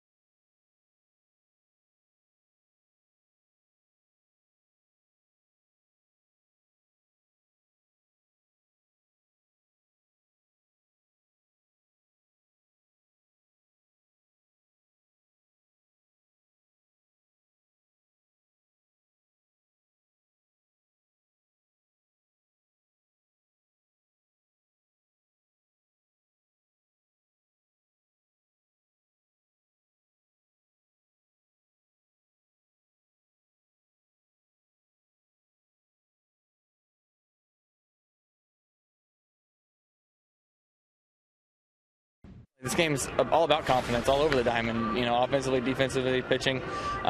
So, when things are going well, obviously you're thinking good thoughts and things are better. You just got to go out there and play baseball. It's the same game. Obviously, there's a few little things that are different, but for the most part, just going out there, see the ball, catch the ball, and throw it to the first baseman. Cliff Pennington with our Geico quote of the game. Ever since he came off the DL back on August the 6th, Cliff Pennington has been on fire. And the beautiful thing about Penny, for Kirk Gibson, you can play him pretty much anywhere. Over at second base, shortstop tonight at third base. And Gibson said he's got so much comfort level and confidence. He said he could play catcher. He's got that kind of belief in himself and his skills. And certainly with all the injury these teams have had over the last little while, nice to have in your arsenal.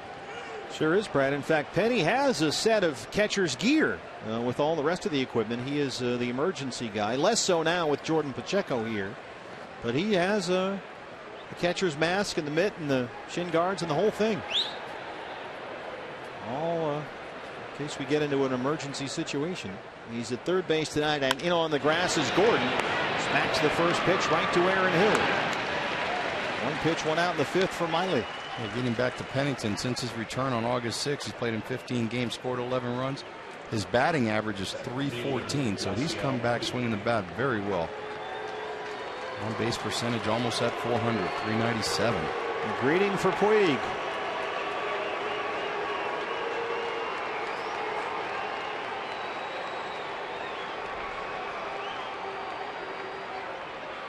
Yasiel Puig has learned some plate discipline this year. He is walking more than he did last season and striking out less often. He has walked twice tonight and scored a run.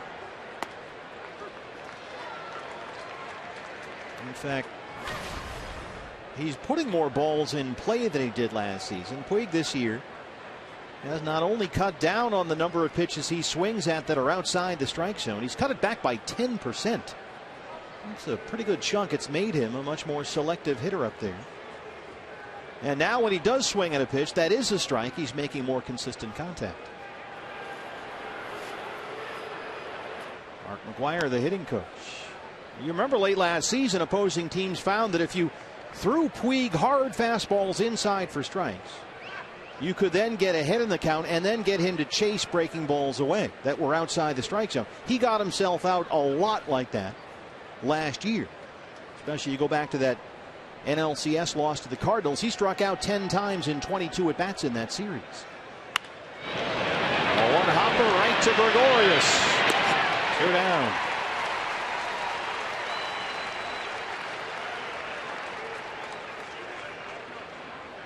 $77 pitches for Wade Miley. We are now over $76,000. in our D-backs Give Back Youth Jersey Program fundraiser, thanks to our great D-back fans all over the country and North America for that matter. Seems like we're keeping up with his pitch count. That'd be great, wouldn't it? 602-462-3899 or go online dbacks.com/giveback. Tony La Russa Hall of Fame personally signed baseballs are going fast. Matt Kemp. Kemp struck out in the first, a 2-run double in the third. He was thrown out trying to stretch it into a triple. Scored the first 2 runs of the ball game. Scott Van Slyke followed 2 batters later with another home run off Miley, the 5th of his career. But Van Slyke has had to leave the game with an ankle injury. Carl Crawford is in there in his place. There's a strike, 1-1.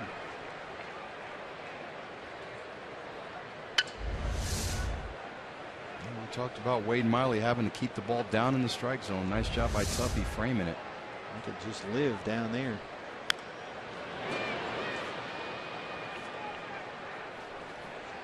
$80 pitches now for Wade, but only 48 strikes. He has not been efficient, not been real sharp, but he has hung in there. 5 strikeouts. He has walked 3. Went to 3-2 counts on the first 3 batters of the ball game. And the pitch count ever since has been up. He's trying to be careful on that breaking ball too. He's keeping everything down in the strike zone. He knows how dangerous Matt Kemp could be if he gets the ball up.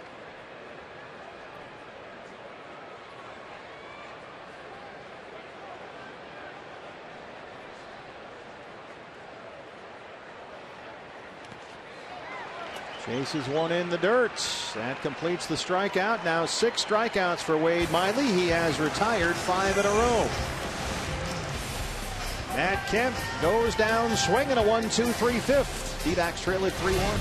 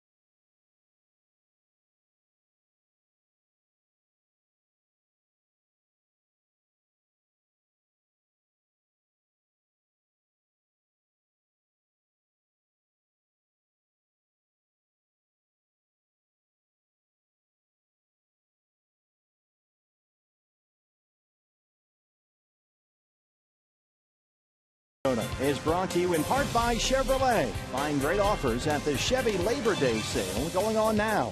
Buy new roads at your local Valley Chevy dealer. And by Chaz Roberts Air Conditioning and Plumbing. Choose Chaz. Chase Field, downtown Phoenix. D-backs trail at 3-1. Top of the order leads off against Clayton Kershaw, Inciarte, Pennington, and Aaron Hill. 5 hits for the Dodgers, 4 for the D-backs. Ender Inciarte has one. He's been aboard twice so far. A walk and a single. He's stolen a base. And he yanks that one down the right field line. And Inciarte is on the run. Kemp has it in the corner, and Ender will get 3. His second triple.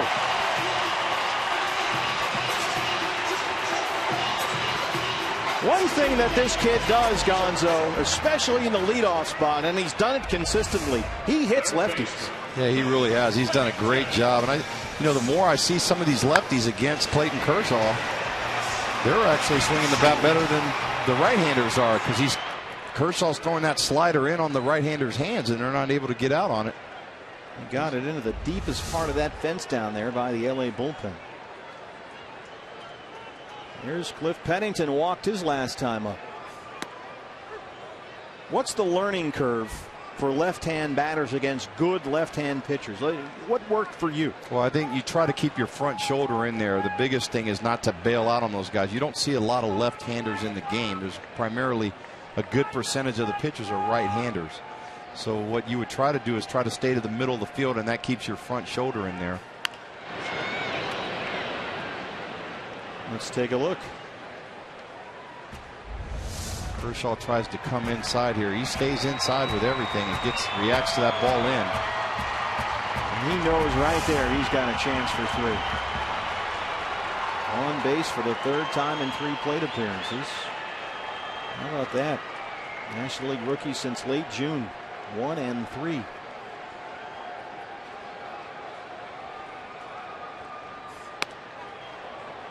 This is away, a ball and 2 strikes to Pennington, who has played 15 games since the return from that thumb injury that put him on the DL. 12 of those starts, and since his return he's hit about .310, as Gonzo mentioned, a couple of home runs.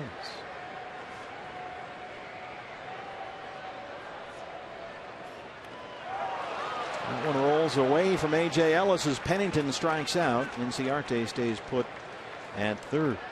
Friends, when the D-backs win, you win at Papa John's. The day after every D-backs win, you get 50% off your regular menu price online order at Papa John's. Just enter promo code D-backs50 at papajohns.com.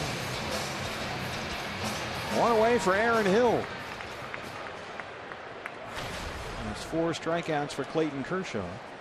We are told Scott Van Slyke has a mild right ankle sprain, which, looking at the replay of when he was injured in left center field, mild is startling, because that looked much more serious, and that's good news for the Dodgers.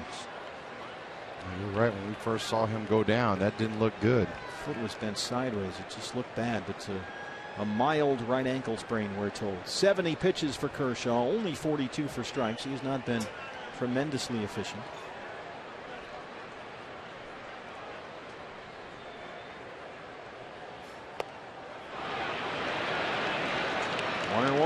And the thing for the D-backs, they've had opportunities that they've missed out on. They've had runner on second. Left the bases loaded. Left the bases loaded one time. Had runner on third with less than 2 outs. Haven't been able to score them. So left the bases loaded in the third. Had a runner on second and nobody outs in the fourth. And nobody out. And now the leadoff man on third with no outs here in the fifth.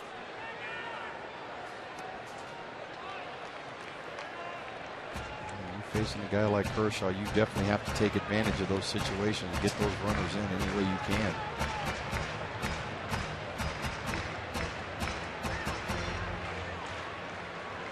He has never pitched especially well here.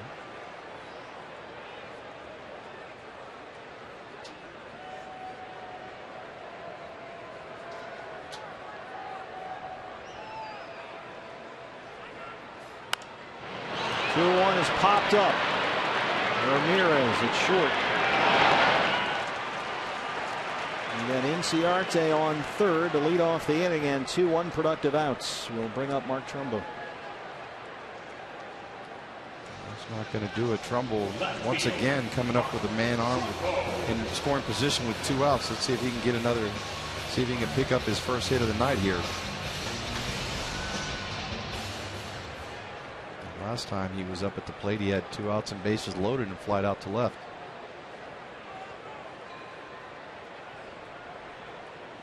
Clayton Kershaw, since June the 2nd, has been almost unbeatable. 12-1 in his last 15 starts, a 1.30 ERA, including a no-hitter, in which he struck out 15 and did not walk a batter. He wanted that one, but it's ball 1, says Jerry Davis. Kershaw's only loss since the end of May was actually just 2 starts ago, August 16th against Milwaukee. He pitched a complete game, allowed only 5 hits, had 11 strikeouts, but the Dodgers lost the game 3-2. In his previous start, a win over San Diego last Thursday, he struck out 10.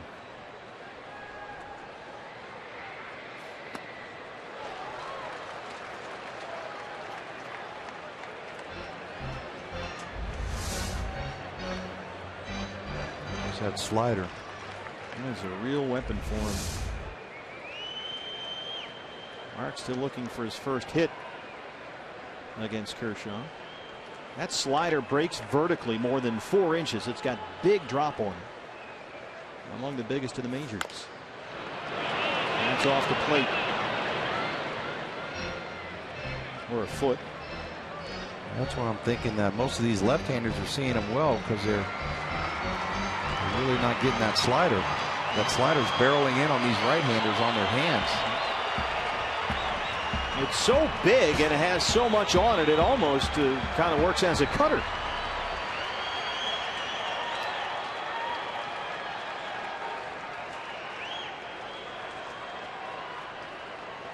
Trying to get that leadoff triple home from third. 2-2.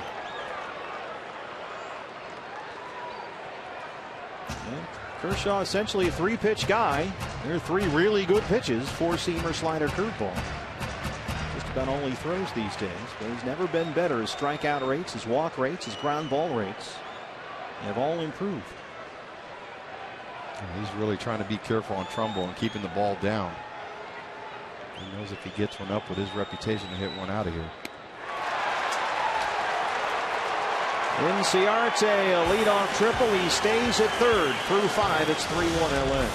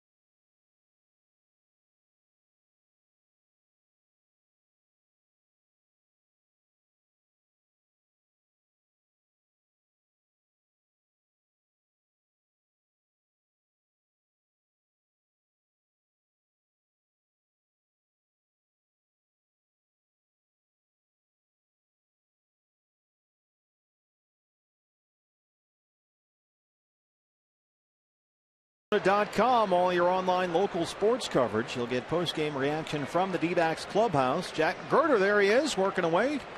Proud member of the Fourth Estate here. He's got some news on Patrick Corbin's timetable, when we might see Corbin next year. Might not be when you think.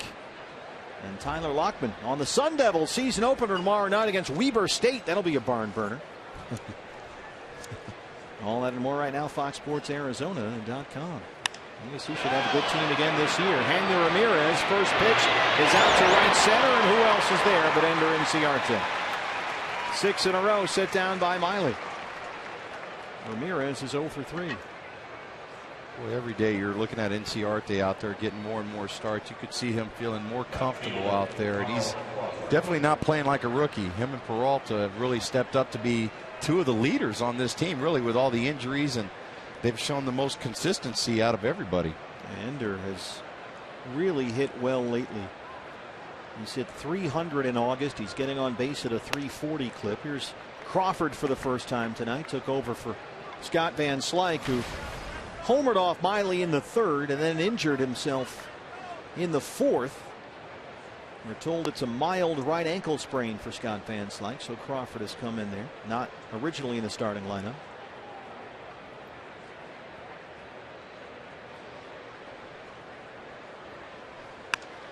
Crawford reaches down and gets the base hit off the left-hander. Well, that's why he wasn't in the starting lineup. He's been red hot lately. A couple of singles last night at RBI. He scored a run. He's hit over 450 the last 2 weeks. You're hot, you're hot. It doesn't matter who's throwing out there. I'm sure they wanted to get Van Slyke in the lineup because of his numbers against Miley. He has hit left-hand pitching this year, Carl Crawford, but sample size isn't big because he missed so much time. 41 games with that sprained left ankle. Crawford aboard at first with 1 out for Justin Turner.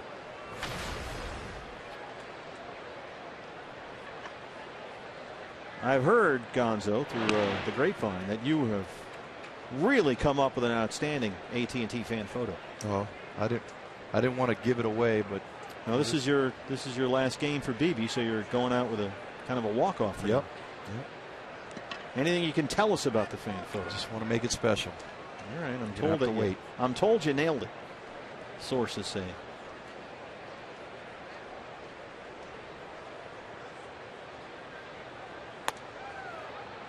And here is the photo selected by Luis Gonzalez, our AT&T fan photo winner tonight, with a hashtag and the Twitter and the whole thing, AZ fan photo. The winner is Johnny. That is outstanding work. Now, normally we have a very strict no varmints policy with the fan photo, but based on your commendable turtle rescue, I should say tortoise rescue, we're going to let this one slide. Now, for the fans who missed the game yesterday, can you kind of give us the quick version? These are the pictures that you took, right? Yeah, absolutely. There was a tortoise located in my front yard, and my wife and I and the kids. And you threw it in the back of the pickup truck? In the back of the pickup truck. Got it scratched up a little bit. And you took it to where? The Herpetological Society. Booyah!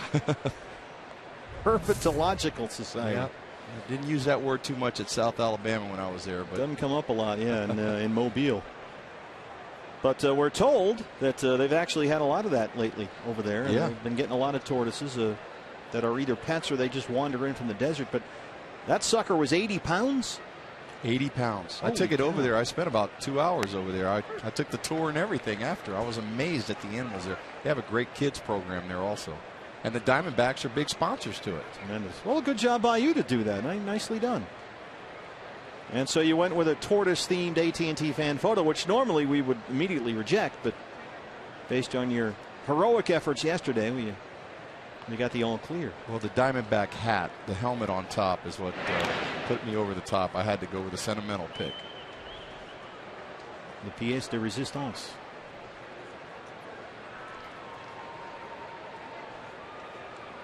Nicely done, and thanks to all of you who tweeted in your AT&T fan photos. The Brenly Committee is back in session Friday when BB is back from his sojourn. Miley behind now, 3-1. Don't forget, Brenly bobblehead day on Saturday. Purple and teal throwback uniforms, first 20,000 fans Get the Bob Brenly bobblehead, courtesy of our friends at Sanderson Ford. I had my bobblehead up here. It walked off somewhere. I don't know. They're hot items. Yeah, it was here a minute ago. What happened to it? By the way, Donald from Philadelphia called in. Thank you, Donald. He supports D-backs charities every year. And thanks to Donald and all of you out there, we are now over $85,000 and counting. Jersey prints go out for Yvonne, Pirate Bob, and Bernice from Mesa. Big D-backs fan. The D-backs Give Back Youth Jersey program, and don't forget Western Refining is matching our total up to $100,000. So we are rolling right now. Keep them coming. Turner knocks the 3-2 by Pennington and into left. Good at bat there by Justin Turner, who's on board for the second time tonight. He had a couple of hits last night, 2 RBIs. He's really had a good year. He got that pitch Catcher, AJ. about shin high. Likes it down and in. Brings up A.J. Ellis, who just wasn't hitting at all coming into this series, but he had 2 hits last night. And he's 2 for 2 so far tonight. And Turner's gotten just enough at-bats to keep him hot and consistent with some of the injuries that have happened to the Dodgers. He's getting a little more playing time than normal. And he has really responded, Turner.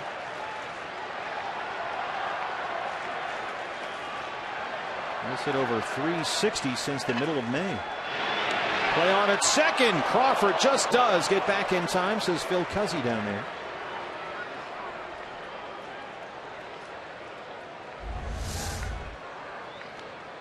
And that's a flash play. Once a flash play. Infielder starts breaking over, he knows he's got to spin and go.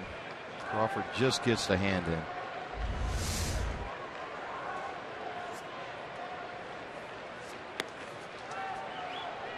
Miley back to having trouble with his command, so Oliver Perez will start throwing in the Sanderson Ford bullpen. Wade struggled with that command his last time out. 6 walks and 6 2/3 at Washington. He's walked 3 so far tonight, and he's behind 2-0 on Ellis. Ellis is going to be looking for a fastball right here, and Wade Miley's been behind a couple hitters and able to throw that changeup for a strike. We'll see what he comes with here. Crawford is the runner at second. Turner at first. There's a strike, 2-1. The breaking ball. Wade Miley, 60% fastballs up there, averaging 91-92. Generally split 50-50 4-seamer and 2-seamer, that sinking fastball. Been throwing the slider a lot more often this year, nearly 25% of the time. Crawford takes off for third, and a terrific throw by Tuffy Gozalish, and that wasn't even close. Tuffy throws out Crawford at third. Well, I'm not sure you can make a better throw down there. No, he put that thing right on the money. Look at that.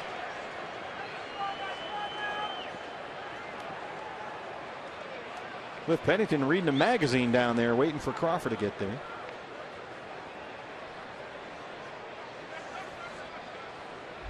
The Dodgers run into an out at third.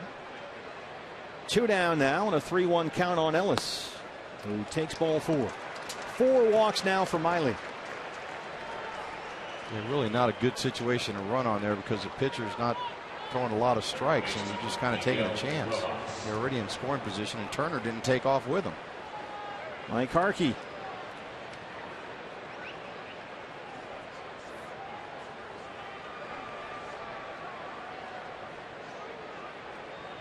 (97 pitches, 56 for strikes).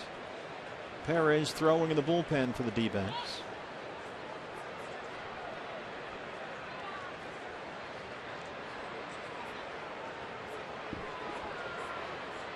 The command the last 2 starts for Wade Miley has just not been there. He has found a way to tread water and stay in it. He really did a good job battling at Nationals Park last week. He's really only given up 2 big hits tonight. The 2-run double by Kemp, the homer by Van Slyke in the third. But he's got 2 on, 2 out now for Rojas.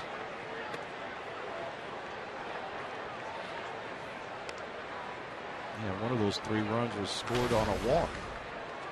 One of the walks from Yasiel Puig scored. And the Matt Kemp double.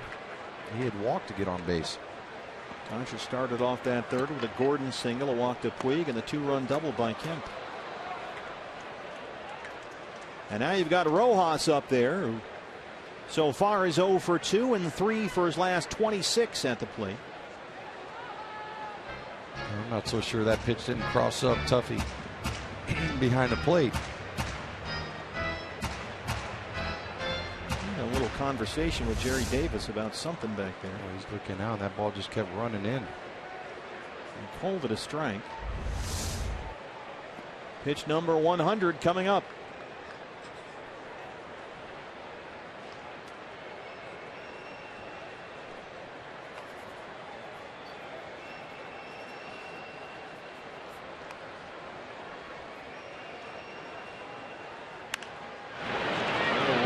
Short, Gregorius the short way for the force on Ellis, and that's the inning. Wade Miley keeping him in there, just needs some runs. Trails at 3-1.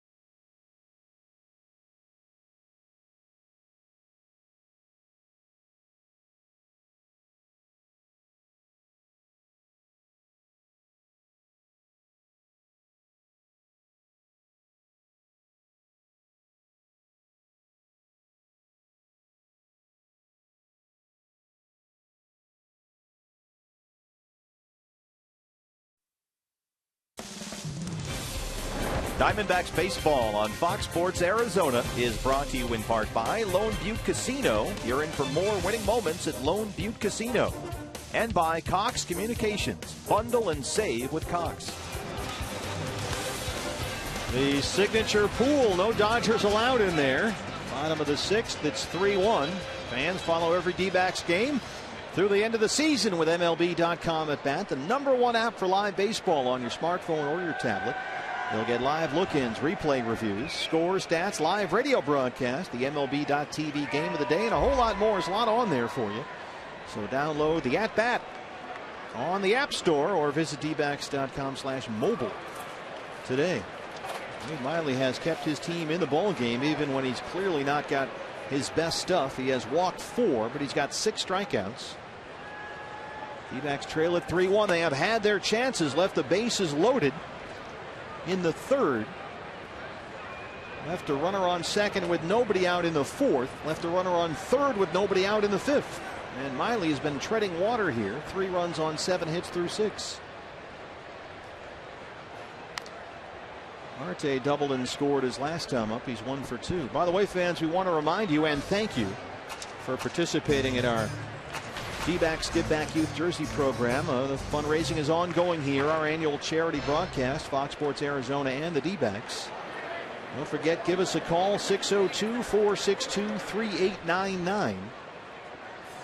Or go to dbacks.com/giveback as Jerry Davis rings up Marte. 6 strikeouts for Kershaw. The $50 gives you a 1 mystery ball signed by a current D-back player. The $100 donation level gets you this. It'll get you 2 mystery autographed baseballs, 1 signed by a current D-back, another from a former D-back, an alumni player. And you also, Gonzo, get the personalized photographic print that you can put whatever you name, whatever you want up there for the name, right? Yeah, to make a nice piece to hang in your game room or living room, wherever you want to put it. You can put we've had some great fans call in with some terrific names. Grandpa, #1 fan. We've had calls from North Carolina, Oregon, Minnesota, New Mexico, Canada. And we have raised fans, thanks to your efforts, more than $86,000 so far. But we do want to remind you that with the $200 donation, you also get the very special and exclusive Tony La Russa autographed Hall of Fame baseball that Tony signed yesterday, less than a month after his induction into Cooperstown. But we're running out of those Tony La Russa signed baseballs. We only got about 140 left of the thousands, it seemed like, that Tony signed. So the $200 donation all goes to Little League jerseys, Diamondback jerseys all over Arizona. Gets you the 2 mystery balls, the print, and the Tony La Russa ball. That's a lot for $200. And we only got about 140 of those Tony La Russa baseballs left. So if you still have time and you haven't done it yet, you better get on it because they are going fast. Jordan Pacheco sending some souvenir baseballs out into the seats. Now at $88,000. So let's see if we can get to $100,000 and get Western Refining, our friend there, to match that total. We'll be up to $200,000. That's tremendous. Pacheco reaches down and lifts that in the air to right center field. Yasiel Puig has it 2 down. As long as we continue to get that money up there, stay ahead of the pitch count. It's a race. Kershaw has retired 8 of the last 9 he's faced. He's got 6 strikeouts. 2 down now for Tuffy, who's 0 for 2.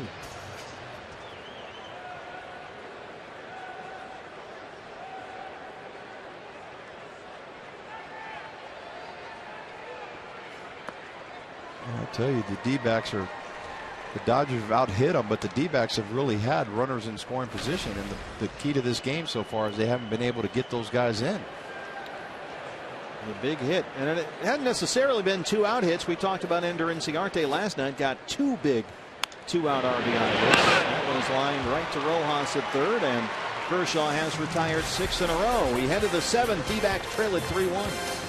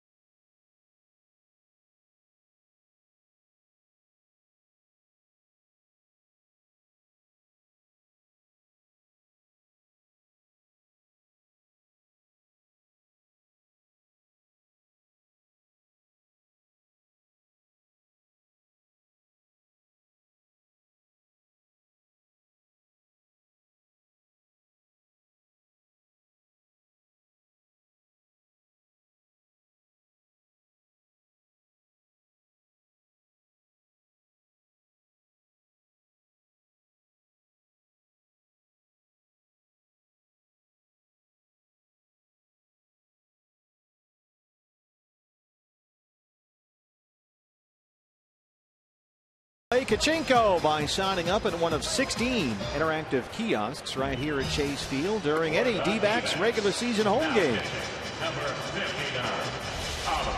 Clayton Kershaw will lead off the 7th for the Dodgers. Kershaw, Gordon, Puig, 9-1-2 against the new D-backs pitcher It's another left-hander. It's Oliver Perez, so the night is over for Wade Miley. And Wade Miley not with his best stuff, but he was able to hold him down a little bit and keep his team in the game.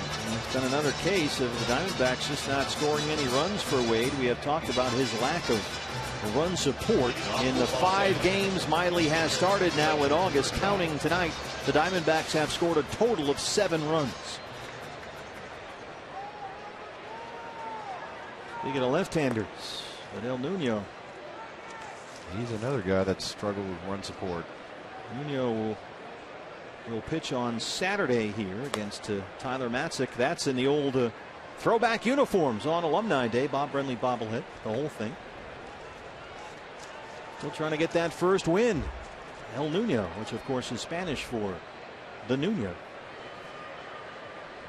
Kershaw will hit in the 7th. I'm sure the banners will be out again once again. Well, the Diamondback fans did a great job trying to, win Uno for Nuno. The Nuno Nation. Hashtag El Nuno. Kershaw 0 for 2.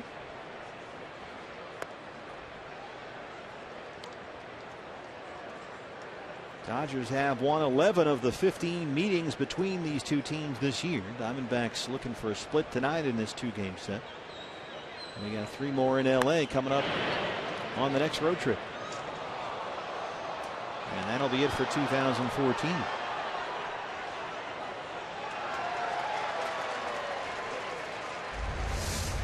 All right, let's see who epic fail this one. Oh, Noah. Now, a reminder, fans, there's no I in team, but there's a no in Noah. As in, there's no way you're catching that. Bad hands. Look, the guys in the booth don't even want to look at him anymore. Well, they got snacks. That's why. Dude. He did not go, says Will Little down at 3rd. Look, see, I was here. It was too high. What do you mean it was too high? That's right, Rob. Rob's disgusted. Coach, the sun was in my eyes. The sun was. They're not buying it. Yeah, when they come in this booth, they're like rockets, man. We're just ducking. That was like a little pop-up. I expected a lot more out of a varsity letterman. He's still getting schooled over there. The problem is with these young guys, you can't quote 80s movies because they don't know what you're talking about. One more look.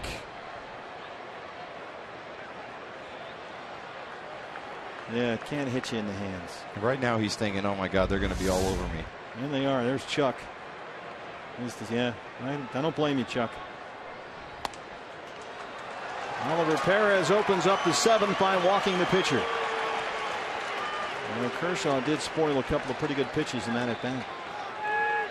5th walk issued by D-backs pitching tonight. Here's D. Gordon. Second baseman D. Gordon.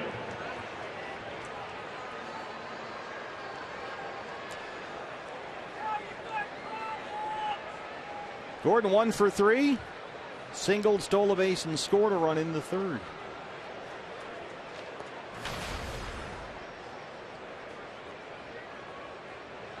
This season got off to a terrific start. Worked so hard in the offseason not only to find a position but stay in the big leagues, and he has maintained that throughout. Little jam shot pop up that Aaron Hill collects for the first out. Aside from D. Gordon's first at bat, he's been very aggressive at the plate, swinging at the first pitch. The reception for Puig here. Center fielder Yasiel Puig.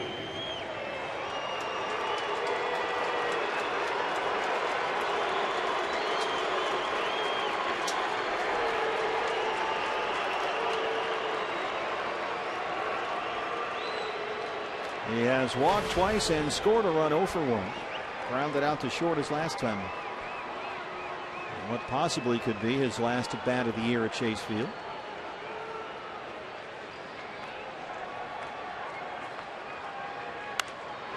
First pitch swinging near the screen. Tuffy will have a look.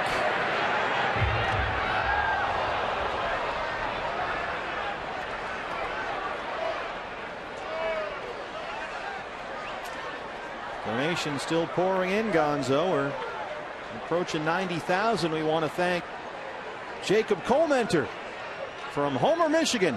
The Colementors stepping up as they always do for his donation. Thank you, Jacob. Robert from Vegas got a jersey print with Salty Sluggers put on it. Nice work. I hope that Jacob does not get a Josh Colementor signed mystery ball. Because he can get it for free at home.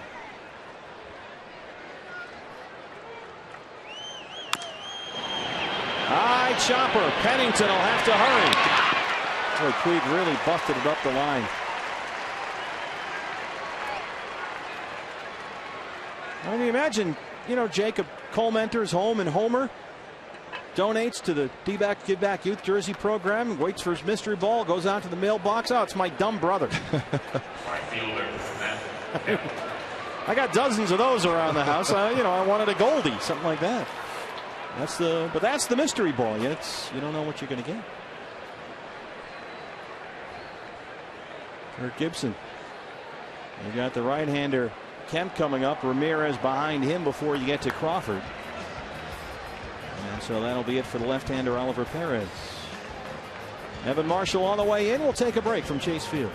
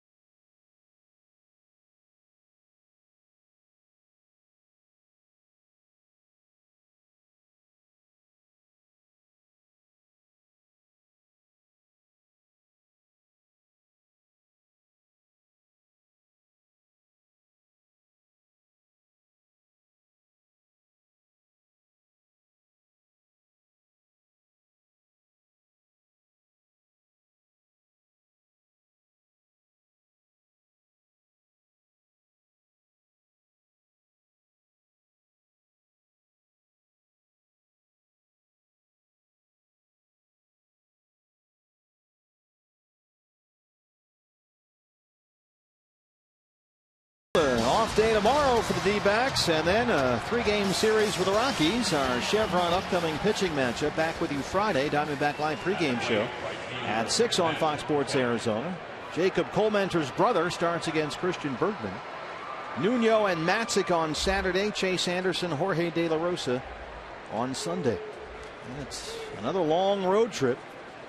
We go to San Diego, LA, and San Fran. The last one seemed like y'all were gone forever. Oh, dude, it was brutal. Cleveland, Miami, DC. A lot of one-run games. Rain delays, walk-offs. It was a really difficult trip. Evan Marshall, 43rd appearance, an outstanding 3.16 ERA. He'll work to Matt Kemp with 2 down, and Clayton Kershaw, the runner at second.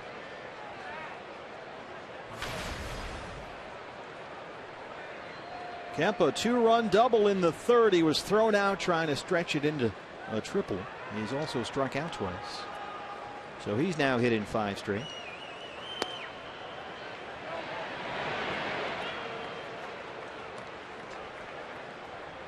Matt Kemp, a career-threatening ankle injury suffered sliding at home last July. MRI discovered damage to the weight-bearing bone in the left ankle. They were worried about his career. They thought it might be career-ending. Had to have microfracture surgery on that ankle in October. And really just kind of starting over the last month or so to look like he's healthy and believes that the ankle is okay. That was a concern from Mattingly. They thought that, Kemp wasn't running, wasn't planting, changing direction like he had faith in that ankle after that gruesome injury last summer. And also had a shoulder situation that's nagged him a couple of years he had to have surgery on. So all kinds of things wrong with him physically going into this year. But lately he's been better. and feeling better. A 4-pitch walk from Evan Marshall. 6th walk tonight issued by D-backs pitchers.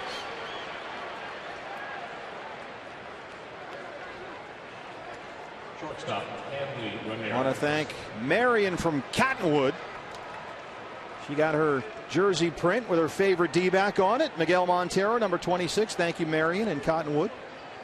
And we are right now at $96,000, D-backs fans. You have really answered the call here for our D-backs Give Back Youth Jersey program. 602-462-3899. Or go online to donate, dbacks.com/giveback. Hanley Ramirez, big swing and a miss. Jake from Glendale, another World Series #1 print.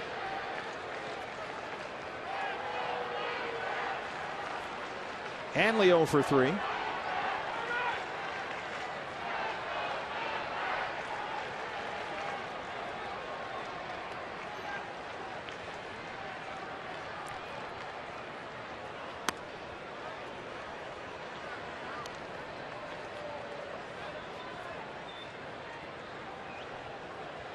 Six pitches so far for Evan, only 1 for a strike.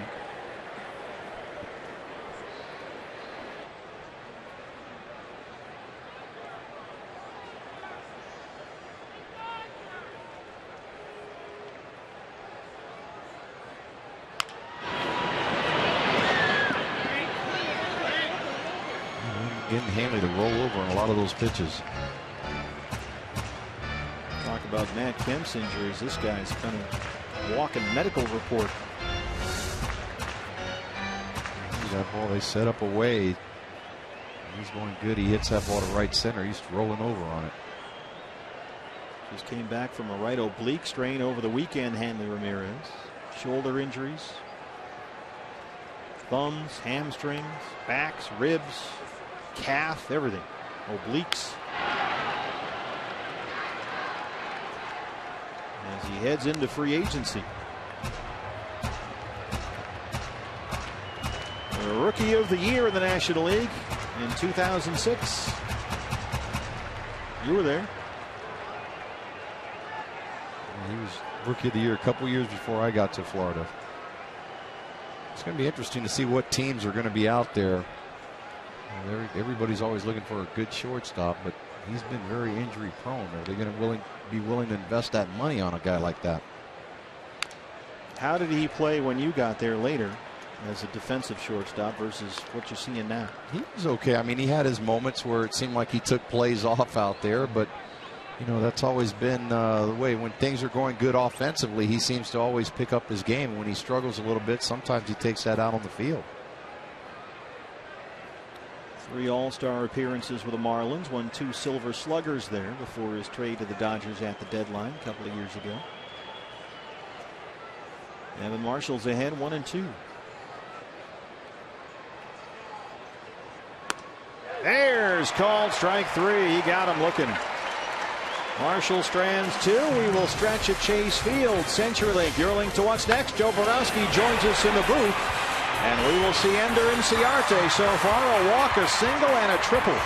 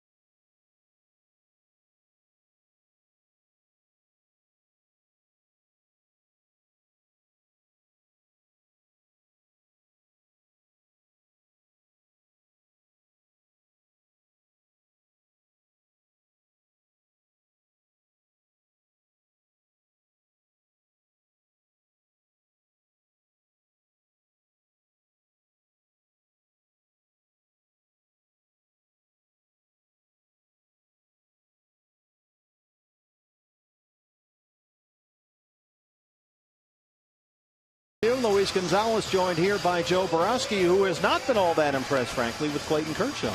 He's definitely not on top of his game tonight. Diamondbacks have had numerous opportunities to score tonight, but that's what separates him from normal pitches. He makes his pitches when he needs to, and the Diamondbacks have had very good scoring opportunities and only come up with 1 run. What'd you see from Wade Miley? The command, it looked like just like last week in Washington, not quite there for Wade. He's really been struggling with his command, especially his fastball command. He's really all over the map with it. He did a good job of keeping the Diamondbacks in the game and giving them at least a chance in this game, because it could have gotten real ugly out there. But he's really going to have to find out what he needs to do, whether it's in between his starts and bullpens or whatever. But his fastball command is really abandoning him. Do you think it's just innings? And, you know, it is August 27th here. It's been a long haul. He started the game in Sydney back in March. Yeah.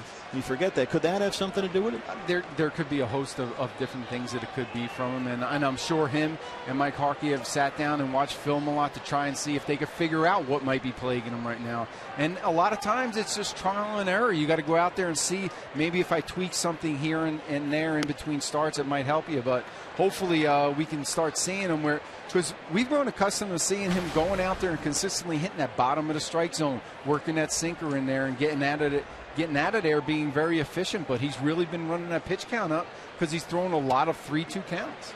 Well, the Diamondbacks so far in the ball game have 5 hits, and 3 of them against Kershaw have come from the left-hand hitters in the lineup. How about that? 1 by Didi Gregorius, 2 by Ender Inciarte. And you could tell that in what he's trying to do with the lefties, he's trying to stay away from them, but he's been elevating his fastball a lot to the lefties. He hasn't been working that bottom part of the zone. You see right there a good slider on Didi right there, gets him in the chase. But for the most part, he hasn't been as dominant with his pitches as he normally is. Pitcher spot is coming up, and Xavier Paul, the left-hander, will try to get on the left-hand gravy train against Kershaw and hit for Evan Marshall. By the way, go ahead. What do you just got? To let you know, my sources have let me know we have just hit the 100,000 sold. As you come into the booth, you're always. I try to bring something special every night. I come well, you in did it. You got us over the $100,000 mark. And we want to thank all the Diamondback fans, and we want to thank Western Refining Incorporated, which is matching our total tonight up to $100,000. So D-backs fans, with your help and the help of Western Refining, we have, as of this moment, raised $200,000 for the D-backs Give Back Youth Jersey program and counting. We continue to stay ahead of the pitch count. I love it. That's fantastic to see all the fans coming out and donating to such a great cause. What was, Joe, what was your first Little League jersey? Do you remember your number? What team was it? What league back in Jersey? Back in that day, we had the local businesses from the city. Chico's Bail Bonds? They would donate their names out there and all that. And my first jersey was the Kiwanis Club when I was 8 years old in the minors for Little League. And then when I got to the majors of Little League, we got raised up to Bayonne Plumbing Supply. Bayonne Plumbing. Now pitching for Bayonne Plumbing. Times they have changed a little bit. Paul strikes out. 8 strikeouts for Kershaw, who has now retired 8 in a row. Gonzo, what was your first one? My first one, I still have mine. My grandmother saved it. I have it in a frame at home. Your first Little League My jersey. first Little League jersey. Wow, I have see, it. that was very smart of your grandmother. My grandmother saved all my uniforms. It was Olympia Bakery. Had the big old Little League emblem on the front. On the back was Olympia Bakery. Used to wear it, and I used to always go into the bakery, walking in backwards, see if I got a discount or something going in there. Some things don't change. Can I have a bear claw for free, please? Ender Inciarte. A walk, a single, a triple. He has stolen a base. I tell you, after tonight, Western Refining is doing a great job matching all the donations. How about that, huh? Absolutely. Jeff Stevens and his crew, the CEO. Program created at the beginning of this year, and we're going to carry it into next year, designed to provide these gorgeous uniforms. I mean, these are not, when my first Little League jersey was a t-shirt. I was on the green team. Yeah. I mean that's it. You get a t-shirt, you're out there in jeans. But these are really high quality uniforms and caps. More than 20,000 youth baseball and softball players and their coaches. Clayton Kershaw strikes out the side in order in the 7th. Joe, thanks. Thanks, guys.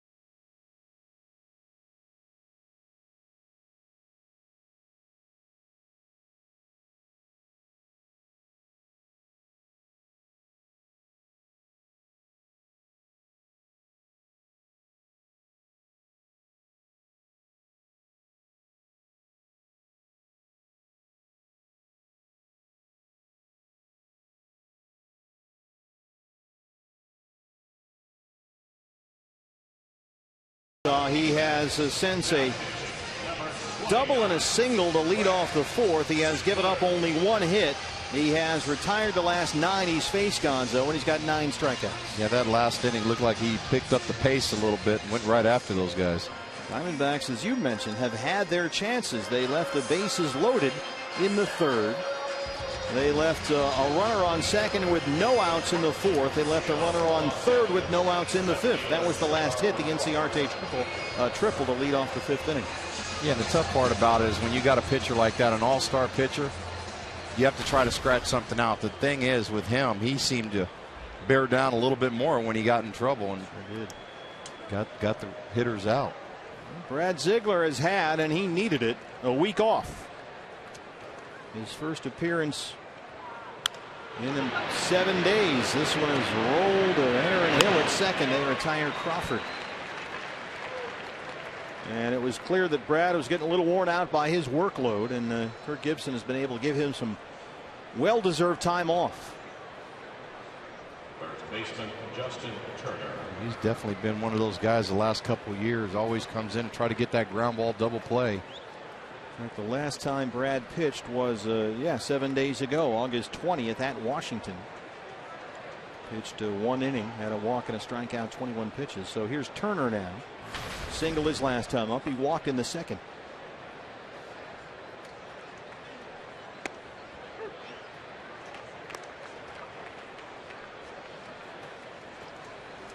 You got a lot of are you a memorabilia guy? You got a lot of stuff?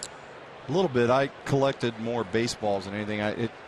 If anything, I tried to get stuff for my son. I'm a big baseball card guy. Oh yeah, yeah. Brad Ziegler is too. He's every time we come back from a road trip, he's got boxes of them. Yeah. No, I like to get them graded. I don't really collect just the regular cards. Yeah, the sets and things. I like to send them off and get graded PSA grades. Sure. And see how they come back.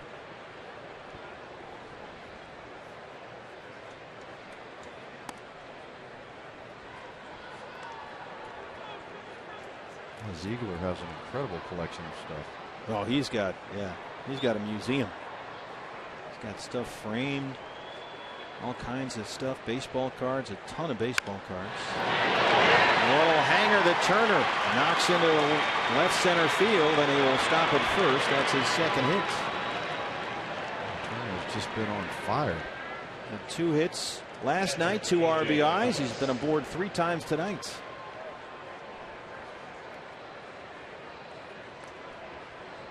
And we're running out of time here, fans. It's the 8th inning, and we are told that we have only less than 100 Tony La Russa Hall of Fame personally autographed baseballs left.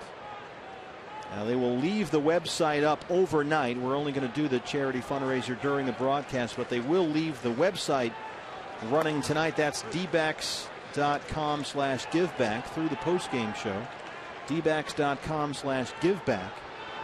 And we are now under 100 La Russa baseballs signed HOF, inducted into the Hall of Fame less than a month ago, signed by our chief baseball officer. So those of you who are watching, if you're up really late, the replay tonight and tomorrow, check the website dbacks.com/giveback and let's see if they have any more left by the time you're watching the re-air of this broadcast. We'll continue to bring those dollars in. Every dollar counts to help you get uniforms for these young kids throughout the whole state of Arizona. And as we were saying before Kershaw struck out the side, these are the real deal uniforms. These are not t-shirts. 20,000 youth baseball and softball players and their coaches throughout Arizona communities are getting, thanks to you fans and Western Refining, they are getting these gorgeous brand new authentic Diamondback uniforms for free. No cost to the league, no cost to the families. 30 leagues are right now participating in our jersey program. And some of those leagues have more than 1,500 kids, and we're able to get all these kids and these parents the uniforms for free. Yeah, it's a great feeling when, even if you don't have kids that play or you drive by any one of these little leagues, to know that you had a hand in helping put a uniform on some of these kids. It's a wonderful feeling. You got all kinds of color combinations: the Sedona red, the white, the black, gray. You got the purple and teal throwbacks. You got camouflage. They have a great looking gold uniform. And through your efforts, fans, and that of Western Refining and the Diamondbacks, we can help ease the burden for some of these leagues and some of these families. I mean, it costs, everybody that has kids knows it costs money to get your kids involved in these programs and keep these leagues afloat. And we want to make sure that our youngsters all over Arizona are playing baseball and staying active. I can still remember the day when they were handing out the uniforms, the excitement you had. Now knowing that you're going to get a uniform with your local professional team on it. I mean, and it's all thanks to you fans and Western Refining, our D-Backs Give Back Youth Jersey program. You can read all about it, dbacks.com/jersey program. You can donate at dbacks.com/giveback. 2-2. Wear your Little League uniform to the ballpark. We're out here to see the D-Backs game. Beautiful, huh? Win-win. That's right. We also want to thank, by the way, he's a little too old. He's still wearing his. He's got his on. We want to thank our Grandpa Challenge. That has brought in over $10,000 in donations. Double play ball here. Gregorius Hill. They'll get one, and that's it. DD had a little bit of trouble getting that one out. Aaron Hill just took the for sure play at second base. Here you see the ground ball. It just scoots up on him a little bit. He surrounded it. Had the right frame of mind just to take the simple out at second base, and Aaron Hill just taking the force. And they won't be able to get A.J. Ellis at first, who's on base for the 4th time tonight. Brings up Miguel Rojas, who's 0 for 3. Yeah, our Grandpa Challenge brought in over $10,000 in donations. So thank you, Grandpa. And those jerseys are going to make a lot of grandsons smiling when they get them. That is a big day. What number am I going to get? What color are we? That's it. When you're a kid, you don't sleep the night before that. No, it's nothing but excitement. So thank you very much, Grandpa Challengers. And remember, under now 100 Tony La Russa Hall of Fame baseballs left. 0-1 to Rojas.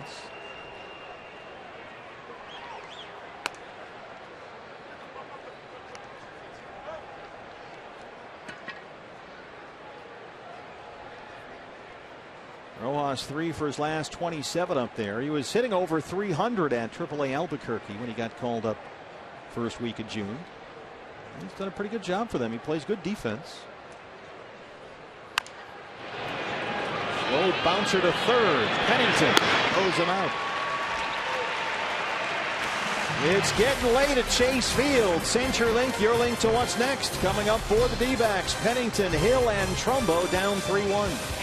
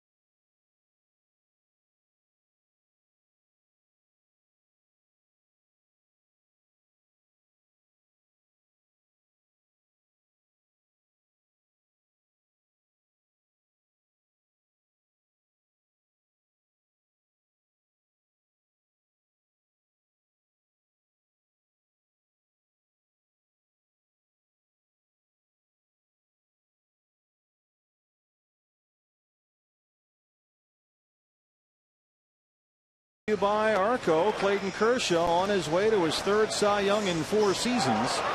And not super sharp early, but he has really settled in. He's retired 9 straight. He's got 9 strikeouts, and he has, every time he's been in a jam, been able to pitch his way out of it. And now he's back out there to open up the home half of the 8th. He'll face Cliff Pennington, Aaron Hill, and Mark Trumbo, 2, 3, and 4. Changes for the Dodgers defensively. You've got Adrian Gonzalez now in there at first. Justin Turner, who was at first, moves to third. And Rojas, who was at third, moves to short, replacing Hanley Ramirez. Well, that's where we talked about the versatility a lot of these Dodgers have, like Rojas and Turner. All right, to D. Gordon.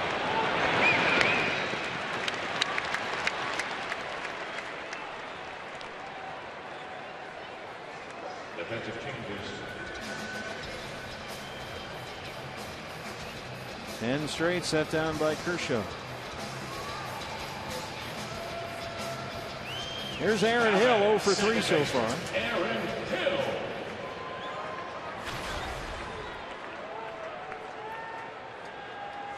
If the numbers hold up, Clayton Kershaw will lead the major leagues in ERA. Not the National League, but the major leagues in ERA for the 4th year in a row. The record for most big league ERA titles is 5, set by Pedro Martinez. Bounced to third. Turner is there.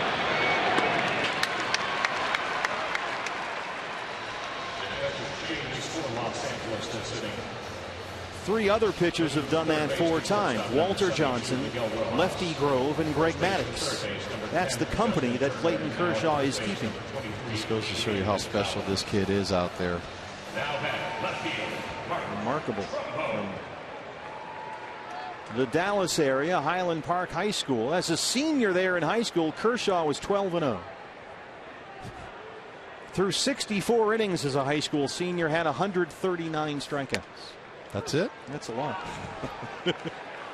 One of his teammates in high school, of course, was Detroit Lions quarterback Matthew Stafford. They played Little League together.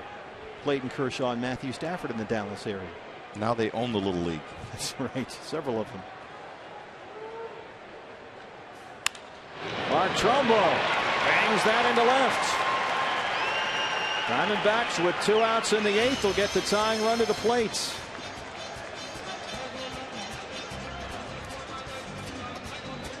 right field. Lowest ERA since 1980. Kershaw is on there twice. 1.83 last year. He's been even better this year. Let's see if Marte, who hits left-handers all right. If you throw a slider to Marte, he can get to it. He's the tying run at the plate with 2 outs. He doubled and scored in the 4th.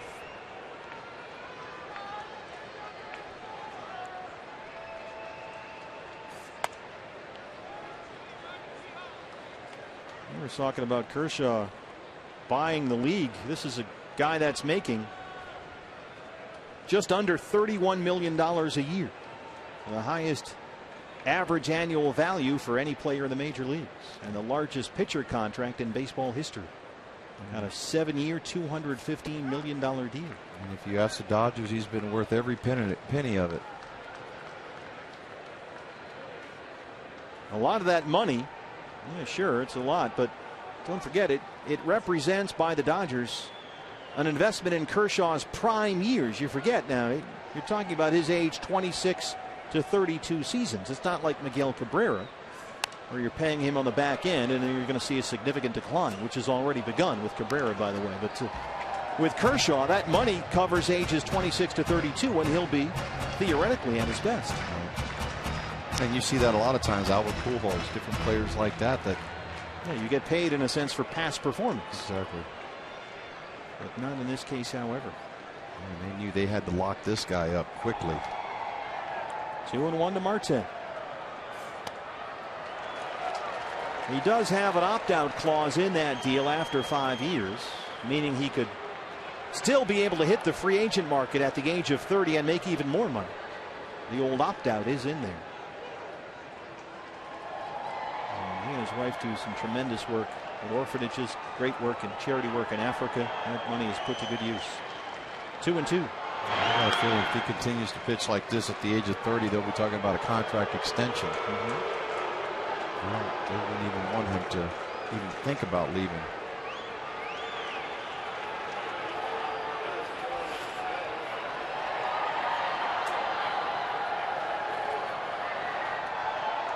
And Marte had an RBI double to the gap in left center last night. Looking for a big hit here. Ropes it down the line, but foul.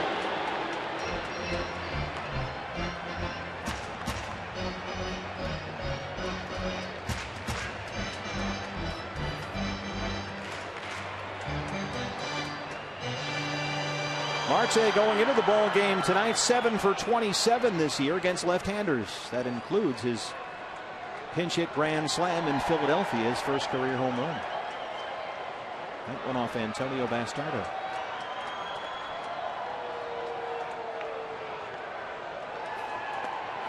And Kershaw strikes him out. That's 10 strikeouts for Clayton Kershaw. He strands the 2-out single.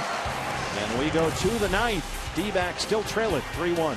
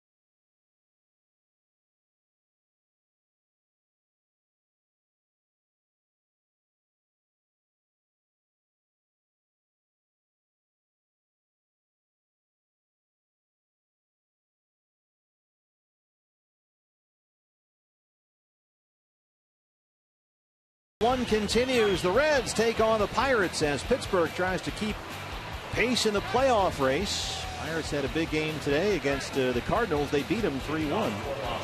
Coverage begins at 12:30 right here on Fox Sports 1, streaming live on Fox Sports Go, the whole thing.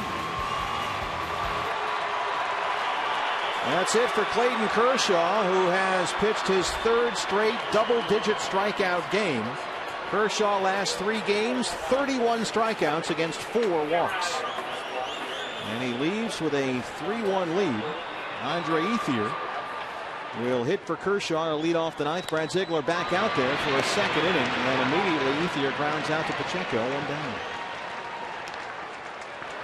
How about Clayton Kershaw? 11 strikeouts 3 starts ago against Milwaukee. 10 strikeouts in his last start against San Diego, and 10 strikeouts tonight. I'll tell you, he only had 2 strikeouts going into, well, after 3 innings, and then he just picked up the pace on the punch-outs. He struck out 7 of the last 13 he faced. D. Gordon singled, stole a base, and scored a run in the 3rd.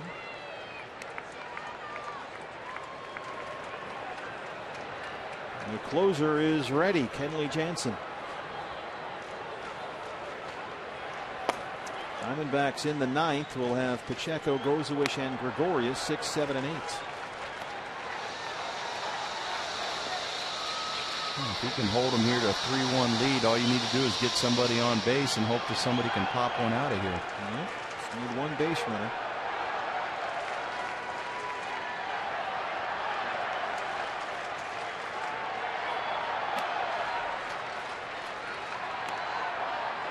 Gordon's hit in 7 straight.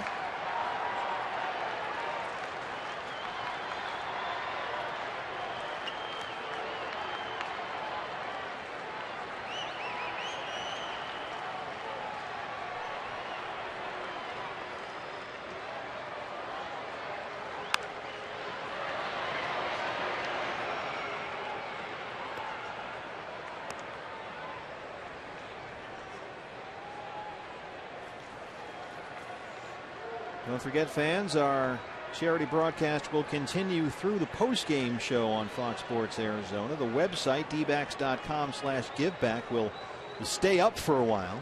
You can call up until the end of the post-game show. The number you just saw there, 602-462-3899. We are really running low on Tony La Russa personally autographed Hall of Fame baseballs.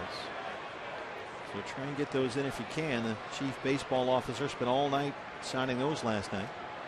And if you're watching the re-air, there might still be 1 or 2 laying around. So check the website, dbacks.com/giveback.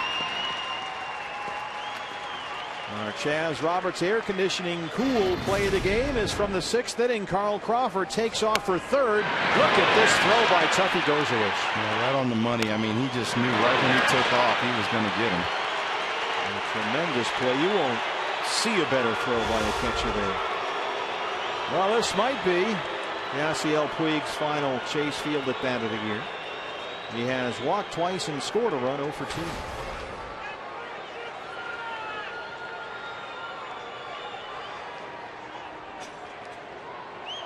He has not had a good month at the plate, hitting under 230 in August. And is hitless tonight. In fact, he is hitless in the series. And he has walked 4 times. I think for him, they're just more concerned about his streakiness that he has. If they can get him to get some kind of consistency up there at the plate. He's starting to take more walks, but he's still, every now and then, he'll swing at a ball way out of the strike zone. I mean, this is a guy that hit nearly 400 in May. Had 25 RBIs in 28 games, and then was homerless in June, hit under 260. Then July back up, hit over 350. And here in August, he is really scuffling. Only 2 extra base hits and 4 RBIs this month, and it's August 27th.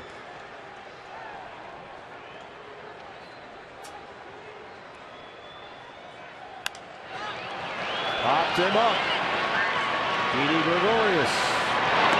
And Ziegler, a 1-2-3 ninth. Home half of the ninth coming up. Diamondbacks need at least 2 here. It's 3-1.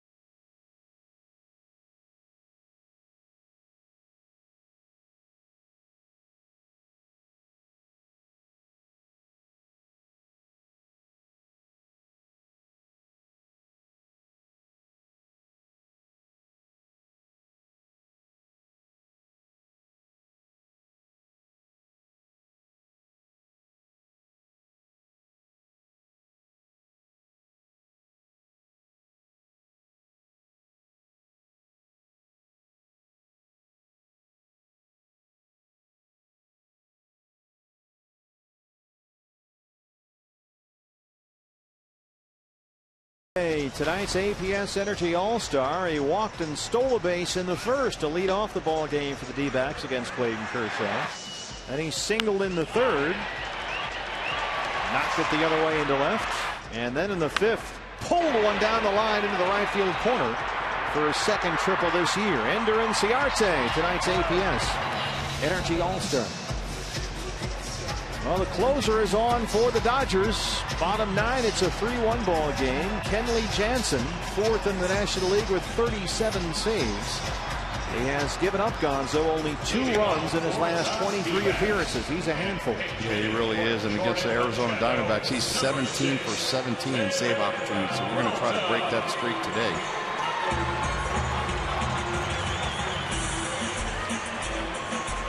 Rally helmet is in place, and the pinch hitter is coming up. It's David Peralta, who will hit for Jordan Pacheco.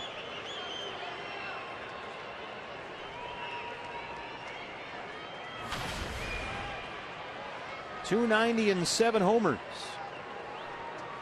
Peralta, another multi-hit game last night. He was on base 3 times, a pair of singles and a walk.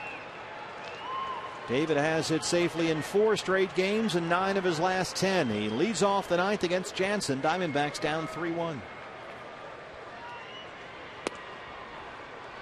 I think the good thing with Peralta is he simplifies his swing. He tries to stay to the middle of the field, doesn't try to do too much.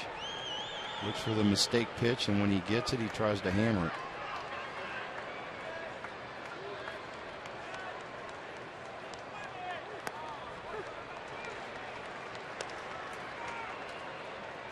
Careful. The rally helmet is a little tougher than the rally cap.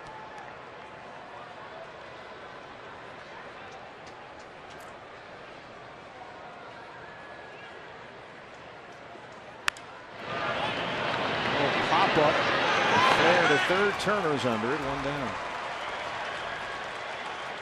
Our Subway in-game box score. Not a lot of offense. Only 6 hits for the D-backs, but they, Gonzo, as we've said, had their chances. Left the bases loaded in the third. Had a man at second with no outs in the fourth. Couldn't get him in. Had Inciarte at third with no outs in the fifth. Couldn't get him in.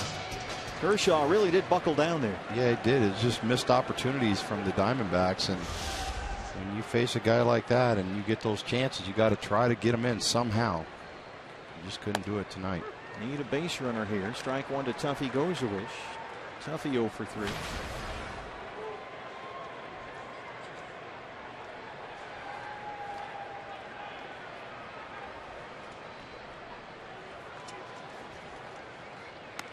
I want to mention the most important box score tonight, turned in by Diamondback fans who have done a fantastic job. And we want to thank all of you who helped us with our D-backs Give Back Youth Jersey program. We have raised so far tonight and counting more than $115,000, plus another $100,000 from our friends at Western Refining. So we are well over $200,000 raised for our D-backs Give Back Youth Jersey program. Now, the charity broadcast and the phone calls all still good through the postgame show. So there's still time. 602-462-3899 or online dbacks.com/giveback. $50 gets you a mystery ball signed by one current D-back player. A $100 donation gets you 2 mystery baseballs, one signed by a current player, another from a D-back alumni player, plus a personalized D-backs jersey photographic print right there, where it says your name here. You can put whatever you want. We've had some great names submitted. And the big one, the $200 donation, gets you all of that, plus the Tony La Russa autographed Hall of Fame baseball signed less than a month after he was inducted into Cooperstown. And as Telfi Goza strikes out. And so we'll keep that going through the postgame show. The website is still up for about 24 hours or so, dbacks.com/giveback. And again, thank you to Western Refining, and thank you to all our great fans out there. And thanks to you, the Diamondbacks will be able to hand out beautiful, brand new, top of the line, high quality uniforms and caps to more than 20,000 youth baseball and softball players and their coaches throughout our communities here in Arizona at no cost to the league or the families. And one last shout out to Darla, who got a jersey print, says forever #1 fan. And then thanks to Raymond from Prescott for their donations. D-backs fans every time have answered the call when we're in need, when we try to help our community in so many different ways. We got another one here. Cindy Brunson had a jersey printed. I wonder what that one says, Bert. She asked me what number we should pick. I kind of blanked. I said, "You're #1, honey." So we got #1. Trying to do our part as well.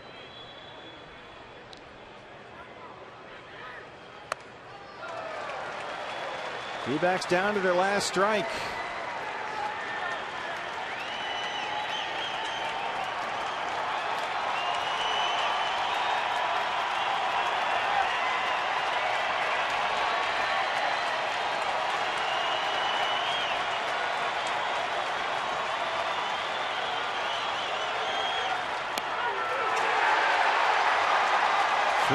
Your final. Dodgers take both games of this 2-game visit. They have now won 12 of the 16 meetings between these two this year. Diamondbacks had a chance for a split, but Kershaw, Gonzo, just a little too much tonight. Yeah, he really did. And he didn't have his best stuff, but that's what good pitchers do. When they don't have their greatest stuff out there, they find a way to win games, and that's what Kershaw did tonight. 3-8-1 for LA, 1-6-0 for the D-backs. Off day tomorrow. Then we are back here at Chase Field on Friday for the first of 3 against the Colorado Rockies. Let's start our Diamondbacks live postgame show. Remember, fans, you can still call and bid throughout the postgame show. It's D-backs live. Joe Borowski is standing by with Jody Jackson. Jody.